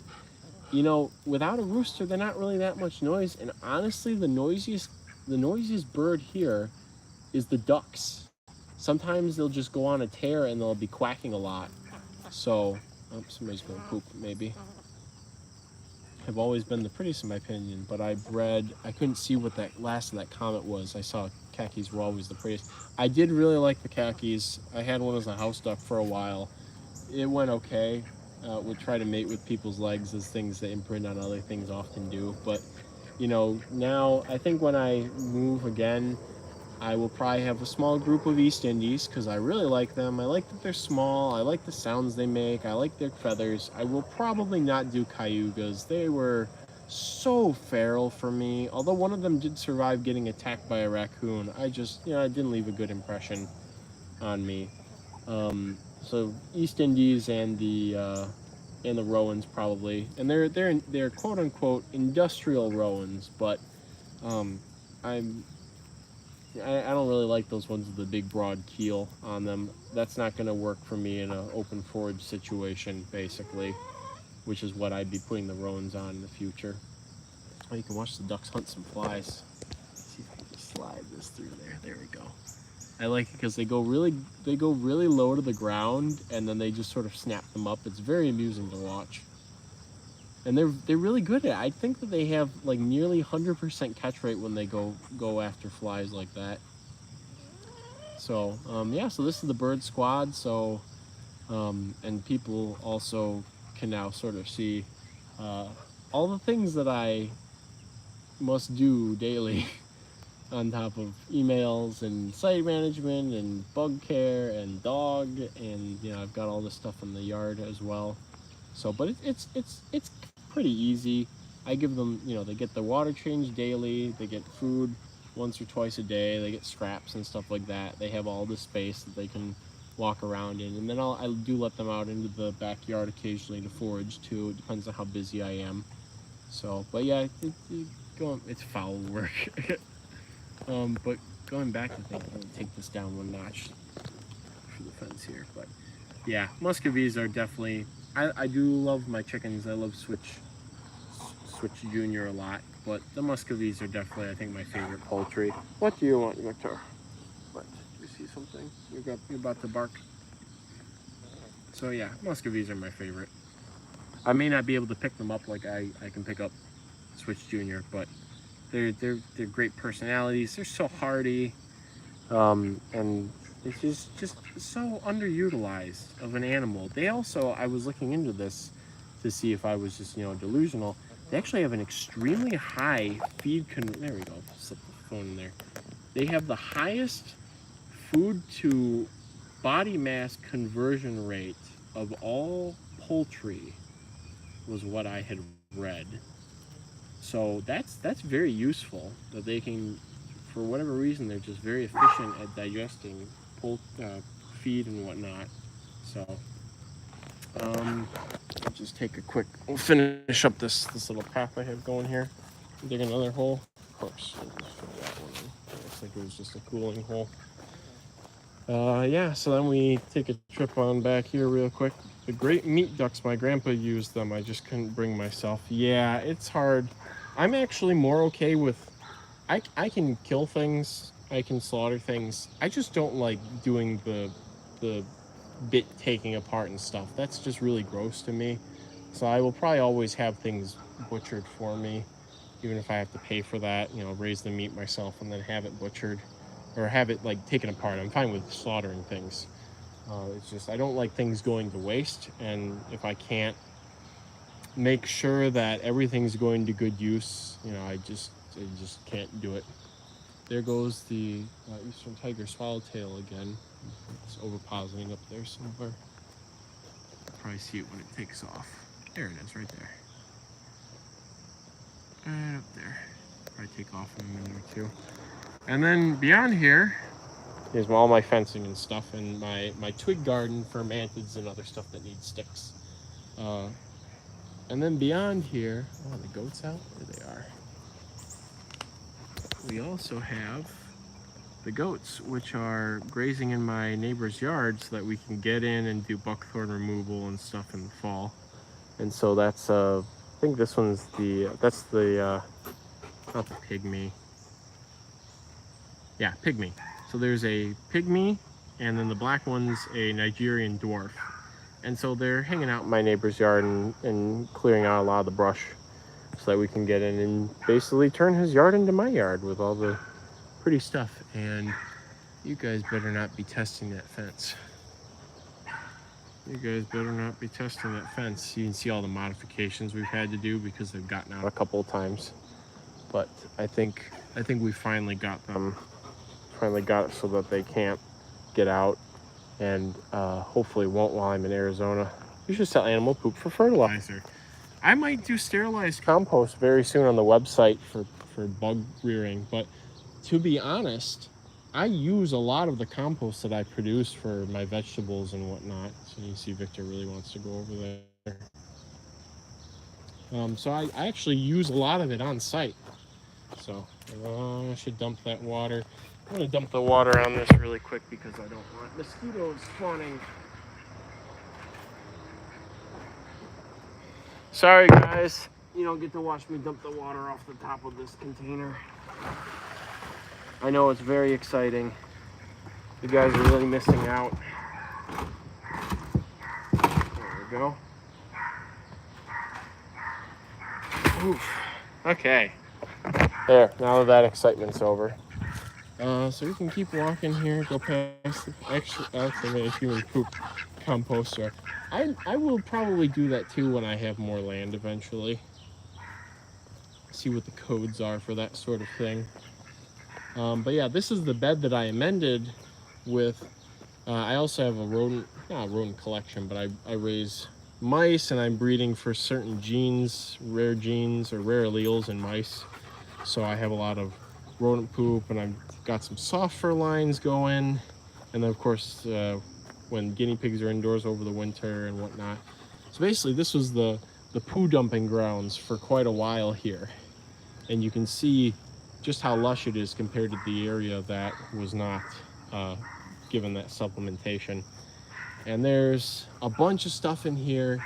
This is really a spring wildflower bed. There's trilliums now that the deer aren't here.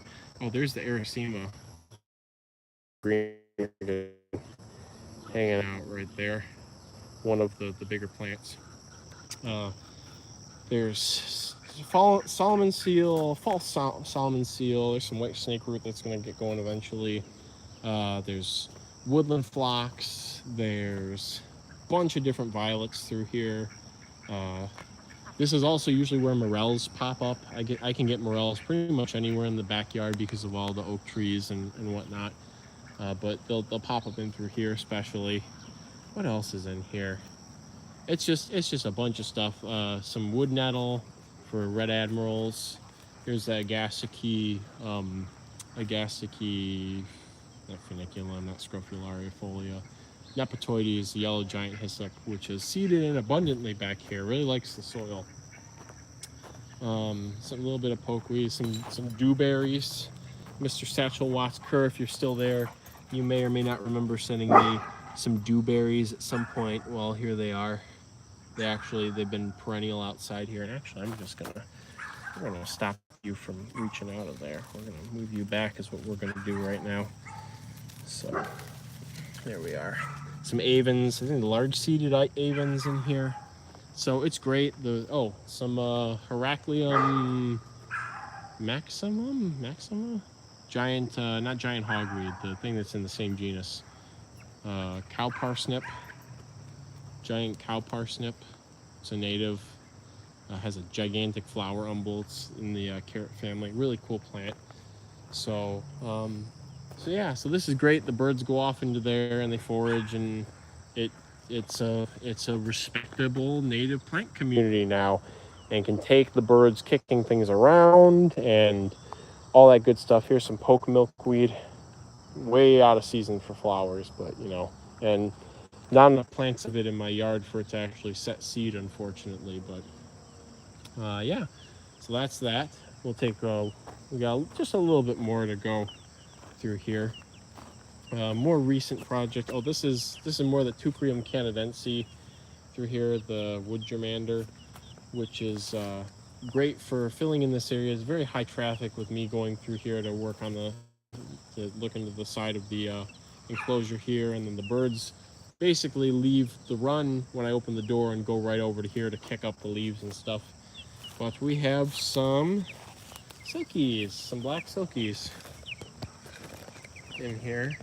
Just little ones. I got them back in May, and I'm going to keep a couple of hens as good stock for the future, but also as non-electrical brooders, because they go broody very readily, and so that's an excellent thing to have on a homestead, is not being reliant on electrical brooder. And you'll get, in my experience and with the way that I brood things, more consistent hatching if they're taking care of it. So yeah, that's little silkies there. And I think that's just about it in terms of livestock type projects out in the yard. Here's my this little circle where all my trails meet. There, etc. With a couple of different varieties of woodland phlox. And the little things. Somehow these don't get knocked down. Somehow magically, even if it rains and with Victor running around, you can see the holes from when he had the zoomies earlier. Over here, this hillside is mostly clay for some reason. When there used to be a pool here, not when I moved in, but shortly before I moved in. So this was like really dry sand and whatnot, and I wonder if this had something to do with that, like they used fill clay or something at some point when the pool was here. So this was all just a barren hillside when I moved in. A guy used to park his truck where the chicken coop is, and this was all compacted clay basically, which is awful. Dry compacted clay over well-drained sand. And so I removed garlic mustard. I've let it seed in with violets. There's pussy toes. There's false wood nettle. Thrown seeds in here. Put cuttings of American germander. Thrown seeds of white snake root. This Rudbeckia. There's some golden Alexanders, Zizia aurea, and whatnot. There's some wild columbine, Equilegia canadensis. It's more up this way. I can wear that lens flare. So this has really come quite a long way. Oh, there's some mulberry seedlings. I'll pull that out. I will one day work with the native red mulberries. I'm in touch with somebody who's going to great lengths to have pure red mulberry seed stock and make it available commercially. And I'm just dying for the day that I can get guaranteed non-hybrid native red mulberries for conservation planting. Just dying for that day. But anyways, so the long story short is this was a very problematic area, and over time it's become a nifty little habitat. And the wild bunnies come and forage through here in the springtime because of all the violets. And Victor loves to, he does the perimeter, he'll come down the path, he'll go off into the perimeter, he'll poop somewhere. Actually, most of the time, I'm not really sure where he poops around here, because he doesn't like to poop in the yard. Usually he poops on walks, but when he's out here and he does poop, he just finds the most cryptic places to do it, and usually over in here is one of those places. And because of the diet that I feed him, it just disintegrates and I don't really have to do any sort of cleaning up. Worried about wild rabbits and parasites? Yes, I do have that sort of worry. They usually don't get close enough to my domestic rabbits to warrant transmission of things, but it is a factor. It is something that could happen. So basically, I just, I check the rabbits daily and keep up on their general health. I have yet to lose a rabbit to anything illness related. I have lost one rabbit due to diet. There was some, what was it? I think there was horse nettle in the hay that I had purchased and had fed it, or somebody was feeding it to the rabbit while I was in Arizona last year. And I came back and it had back end paralysis, and I tried to nurse it back and it just did not go, unfortunately. So so I'm more careful checking the hay, but I have a really good hay source now. It's actually somebody who bought some rabbits from me. And so, yeah, so I haven't lost any rabbits to any sort of illness, to pneumonia or anything like that. And wild rabbits, the eastern cottontails are very distantly related to the European wild rabbit, or European rabbits. So they're not, I know for sure they're not in the same genus. I don't know exactly how far they split on the family tree, but enough that they're two different genera.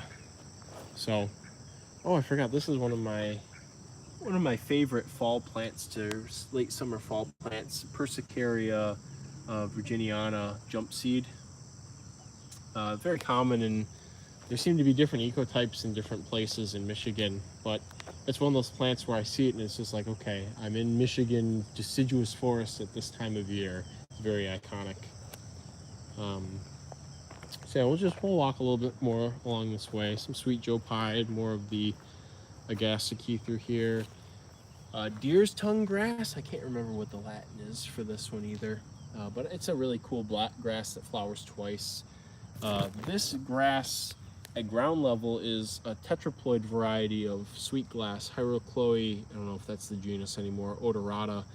So it's very, very vigorous Dicanthelium. Thank you, Alex. Some Physostegia that somehow manages to hang on in here. When I first planted this, I was not as well versed in. I had a good amount of plant knowledge, but I did not have nearly as much knowledge and experience as I do now. So it's almost a wonder that this bed works, but it does. And part of that's this Rudbeckia triloba, just brings it all together. And there's a lot of other stuff running around down there. There's some tall Coreopsis,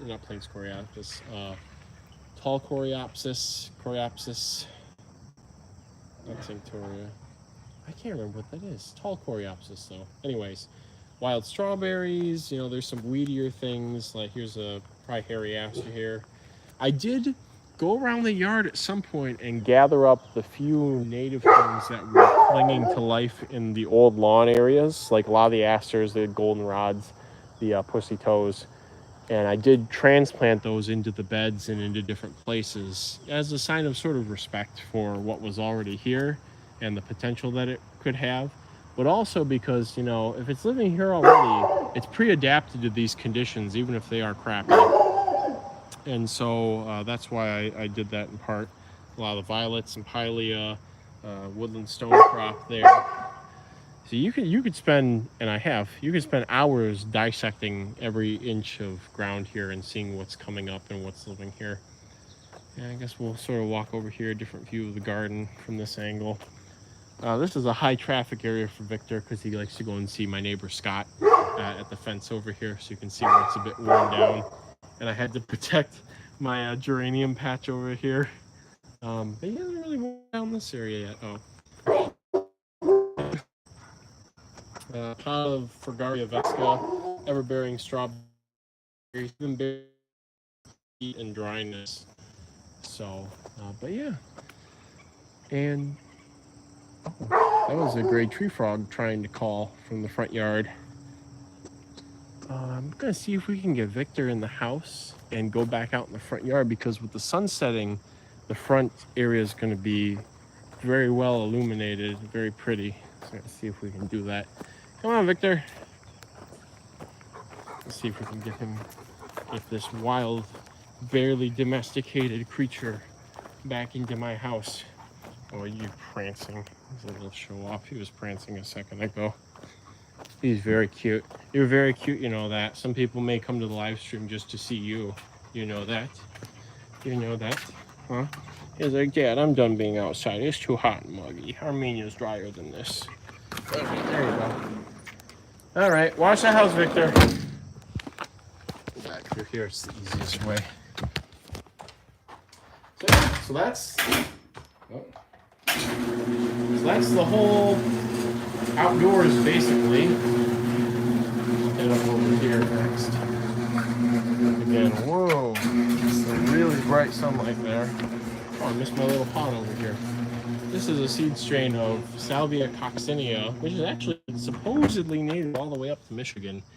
That just lives in this pot, and it sets seed and pops up every year, and it's, you know, it's neat.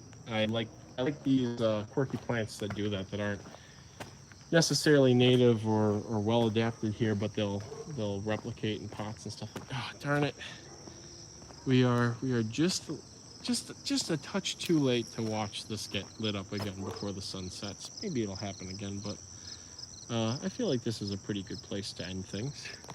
So I'm going to take a seat on my little bench here. Oh, we have a gathering on my bench seat. Get rid of that water. You guys can just go wherever you want. So yeah, if anybody has any questions or comments or anything before we wrap up the stream, been going for quite a bit now, almost 2 hours. But yeah, anybody have any questions or comments about anything, yard or bug or whatever related? And sorry if I missed any questions on the way through the stream also. Again, sometimes when I'm rambling, my eyes are not looking at the phone, which might also explain some of the weird camera shots at times as well. Just leave it zoomed in here. This puts my setup to shame. Not nonsense. You can do this. It just takes, you gotta have the space first of all. How long did it take you to get to the garden to this point? So this bed over by the house, and specifically the one along the driveway here, was one of the first projects when I moved into the house, was getting this bed outlined and whatnot. There was already a pre-existing bed there. I kind of expanded on it. And then shortly followed by this wild area bed here, which came, you know, very soon after. This was all lawn up until about 2.5 years ago. So this stuff is actually relatively recent, this other area here. So I've been here for 5 years. So that's how long everything has led up to this moment. But again, as far as individual beds, that one in front of the house, and then the big one with all the black-eyed Susan. Your neighbors or city code enforcement, you've ever harassed you over your yard? Okay, I'm gonna pin that thought right here. Anyway, so yeah, the two beds have been basically 5 years of work and moving things around and figuring stuff out. And then there's more recent stuff like that. The raised bed along the driveway is also more recent. As in, I think I finished that in June. It was one or 2 days worth of work. How many dead bodies are buried in the yard? No human bodies, to my knowledge. As we say in Michigan, Jimmy Hoffa might be buried back there somewhere. And Satchel, code enforcement really does not care unless a neighbor cares. There is one neighbor who at some point began caring quite a bit, and so I have in years past had code enforcement out here quite a bit. Animal control, code enforcement, DNR, all that good stuff at some point in time. But now you've got me, you've got my neighbors down the street having, all this planting now. And on this block when I moved in, it was a lot more feral all around, actually. This was a lot of this is all zoned for light agriculture. All these lots are huge and zoned for light agriculture. And so that's what people were doing. And then, maybe within the last 20, 30 years when people, I guess this house was built in 85. last 20-ish years, people move in here because they want a big house with a big yard, and that's all they know is lawn or something like that. So the agriculture sort of fell by the wayside, but the zoning is still there. Everything's again zoned light agriculture, so you can have chickens and ducks and all kinds of stuff on half an acre, and you scale things up to 2 acres and you can have horses and cows and all kinds of stuff. So if you had a double or a plus size lot here, you could have a cow if you want to, and nobody could tell you otherwise. So but yeah, the feralness. So there was an area down the street where they knocked down a very dilapidated house that was on a big lot like that, split it up into several smaller lots, and turned them into, you know, new housing. And so so that area used to be a lot more feral there, and even down the street, people have, there's still grapevines and stuff. Oh, there's some mushrooms fruiting on this log. Not ones that I put there, but they're still there. Just thought that's interesting to note. So there's still people who have, you know, grapevines smothering the telephone wires all the way, you know, up to the top of the pole, up and down the street. You've got people that just have, you know, lawns that are full of weeds, because a lawn is just an area that you mow with a lawnmower. You don't have to do much more than that. Now, I will give my neighbor the benefit, not the benefit of the doubt. I will give him the credit to, he is very diligent taking care of his lawn, and I respect diligence in people's different goals and whatnot. It is a shame that we are on 2 different sides of the spectrum with what things should be, because his diligence would be wonderful in maintaining something like this. But anyways, so yeah, I have had problems in the past. This year I've been very proactive. I had that big 30 yards of mulch on the driveway up until last weekend or whatever, and I had proactively is that one of the psilocybe species over there? I just saw that pop up in the chat. Did somebody identify the mushrooms? Which is lovely. I love that there's people who could do that just from a quick sighting of them. But what I was saying, anyways, while somebody responds to that, oh, okay. I was just curious if somebody had ID'd them. What was I saying? Oh, I've been very proactive. I messaged, you know, I'm constantly emailing the ordnance guy and saying, hey, I'm doing this. Hey, is it okay if I do this? Hey, can I do this? Just to be on top of things and, you know, discourage issues from popping up. And it's been fine. No citations this year. I imagine I'll probably get something when the little chicks start maturing into roosters, and then obviously I'll have to rehome them. But, you know, on this block we have like 5 people with roosters. Actually, it's just, you know, there's nothing explicitly saying you can't have it. It's if somebody gets upset, then they can start sort of dissecting the ordinances and whatnot. But the neighbor Kaya down the street, who has a rooster, actually went to court with their one neighbor who complained and won, so she still has a rooster, maybe even 2 roosters. So if I get into a position, you know, I could raise a stink about things and keep my roosters or something like that. But I'm not going to be here for that much longer. I don't feel like it's a fight that I have to make. Fortunately, I guess, or not a fight that I have to be in. For now, if one of my neighbors who has a rooster that I know had issues, then, you know, I would obviously be there for them and support them through that situation. So, but I just don't want to deal with it right now. I have enough stuff on my plate with my goals and whatnot. I will say, and future person who buys my house, pay very close attention to this. This area has some of the most beautiful sunsets because of, you know, there's all these wide open spaces between the houses. There's not any trees really grown up in that area. So sunsets in this neighborhood are absolutely delightful. And I get just a little bit of tickling of sunlight through the front window. Well, I get a blast of sunlight through the front window year round because it's western facing and has some southern exposure. And so it's lovely. I do love this. The sunsets are absolutely amazing here. You know, it's behind the trees now, but as the year goes on and the sun goes further and further south, you know, it'll go right over the house and whatnot. When I bought this house, it was $150,000, and now things are selling for $100,000 over that or more. you know, $100,000 over the value they were asking when I moved in.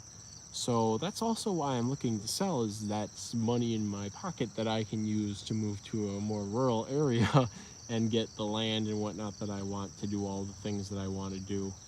So that's why there's just a touch of urgency for me to move. So in this area, again, the house prices have really shot up. So it's a fair amount, but it wasn't an expensive house when I moved into it per se. But you know, now we've got all these things that I've added to it, and the landscaping, and the air conditioner, and all the porch, and all the hardscaping and stuff. And so we're gonna see how much it ends up going for. This is definitely less work than a lawn. Like, I don't know how somebody could ride a mower every like 3 to 4 days and not feel suicidal. You know, you get on there, ride your mower around, cut your grass. The grass lays on your lawn and dies. You got to unbag it and throw it out, and then you got to dump more for. It's just the definition of insanity to me. You're not getting anything out of it other than it looks green until we get 5 days of 80-degree weather, and then it's dead unless you water it. So yeah. So any other questions as we wrap up here? As I spill the neighborhood dramas and secrets and conversations and whatnot. Or anything else about the plants? I don't think the Missouri goldenrod was blooming last time. Joshua Campos. Oh, hello. A question about bugs. Yes, no, they don't need a special substrate. I think I got them ovipositing in 50-50 topsoil coconut fiber. I believe my new mixture that I gave them was more like 30% sand, 70% coconut fiber, because I was out of topsoil. So that should work for the Taphiliska. And about 1.5 inches deep of it. Just a touch compacted, not much. Just, you know, not so that it's all fluffy.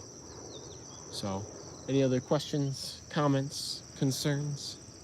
It is very relaxing to come out here when people aren't mowing or whatnot. So, on more than one occasion, I think my cousin last Sunday and a couple of people have said when they come over, it's quiet here, other than all the crickets and the birds. But, you know, it's like, oh, it's quiet here. What do I do about restless leg syndrome? Drink less coffee and live a more holistic lifestyle that manages your anxiety better, I guess. Yeah, so it's nice. The roosters occasionally, some dogs barking. It's not nice when everybody's mowing their lawn at the same time or weed whacking, and it's annoying, but other than that, it's nice and pleasant. Yeah, that might do it, Alex. 9 cups of coffee a day might give you restless leg syndrome. 18 will definitely, in my professional opinion, will give you a variety of neurological reactions. So, yeah. Anything else? I noticed the Nemobiani ground crickets have been singing a lot more, but when I came outside and it was so overcast, there were more of the fall field crickets singing, probably because the light levels were lower. And now I just heard one start chirping out somewhere off near the purple coneflowers. So I think the light levels are dropping again because the clouds blew out, and then it got a little bit sunnier, and then it got a little bit cloudier again, and so now here we are. I have also noticed there's fewer robins in the neighborhood than when I moved in. I'm not exactly sure what that means, but DT, the power company, did come through and hack down a bunch of trees this year, and I think that sort of disrupted our birding for this year. Not that I do a lot of birding, but I just sort of casually noticing what's calling and what's flying around. Other than goldfinches, they don't really seem to care. So, all right, this may be one of the longest streams I've done, I think. So, thanks everyone who joined in to things live. Thanks everyone. I think Alex and Shane, you've been here since the beginning of the stream. So, thank you for the views and the company. And yeah, so it's been a good stream. I hope everybody who's listening to it, and also rest in peace, Joey. Yeah, I don't know what the, I think it just happened out of nowhere, but otherwise it's been a good stream. And curious what these are flying. It might be an ant nuptial flight. I'm seeing some bigger bugs flying around right now, or sawflies or something. So who's this on my hand? Can't see. Flew away. So thanks for joining me. I hope everybody gets something out of this stream and seeing the yard, and maybe some ideas what to do with your own yard, or goals, or criticisms, or what have you. And people watching the dead stream, I hope it was a nice pleasant experience for you. So with that being said, this is the last live stream until after my trip, because I leave on Monday, and we won't be having live streams until after I've gotten back and settled in a little bit. So I think the next live stream is either it's at the dead end of August, or it might even be in September. So it's going to be a hot minute, and it will be quite the stream, I'm sure. It may be another multiple hour live stream with trip tales and getting back tales and all kinds of stuff. Yes, my emails are on auto reply right now, but I am receiving them still. So I will obviously get to emails when I get back from the trip. I set the auto reply up a couple days early. You know, I have gone through a couple in the last, since I set it up, but yesterday was my birthday, so I was celebrating that with more plant and bug related activities, obviously. And then but I wanted to have it up just, so people know that I'm not dead, and we'll get back to them at the soonest possibility, when I hopefully don't mysteriously disappear in Arizona and what have you. So yeah, I guess I finally stopped the swan song, wrap things up. Thanks everyone for watching, both now and in the future. I hope you have a lovely August. I will see and hear from you all soon. May your cultures and gardens be ever bountiful, and I look forward to bringing everyone some cool stories and bugs from the Arizona. Oh, and of course the lighting's getting premium right now. That nice, the back glow is sort of disappearing, and the clouds are rolling in, and colors are popping. But yeah, take care everyone, and I will see you all in late August or September.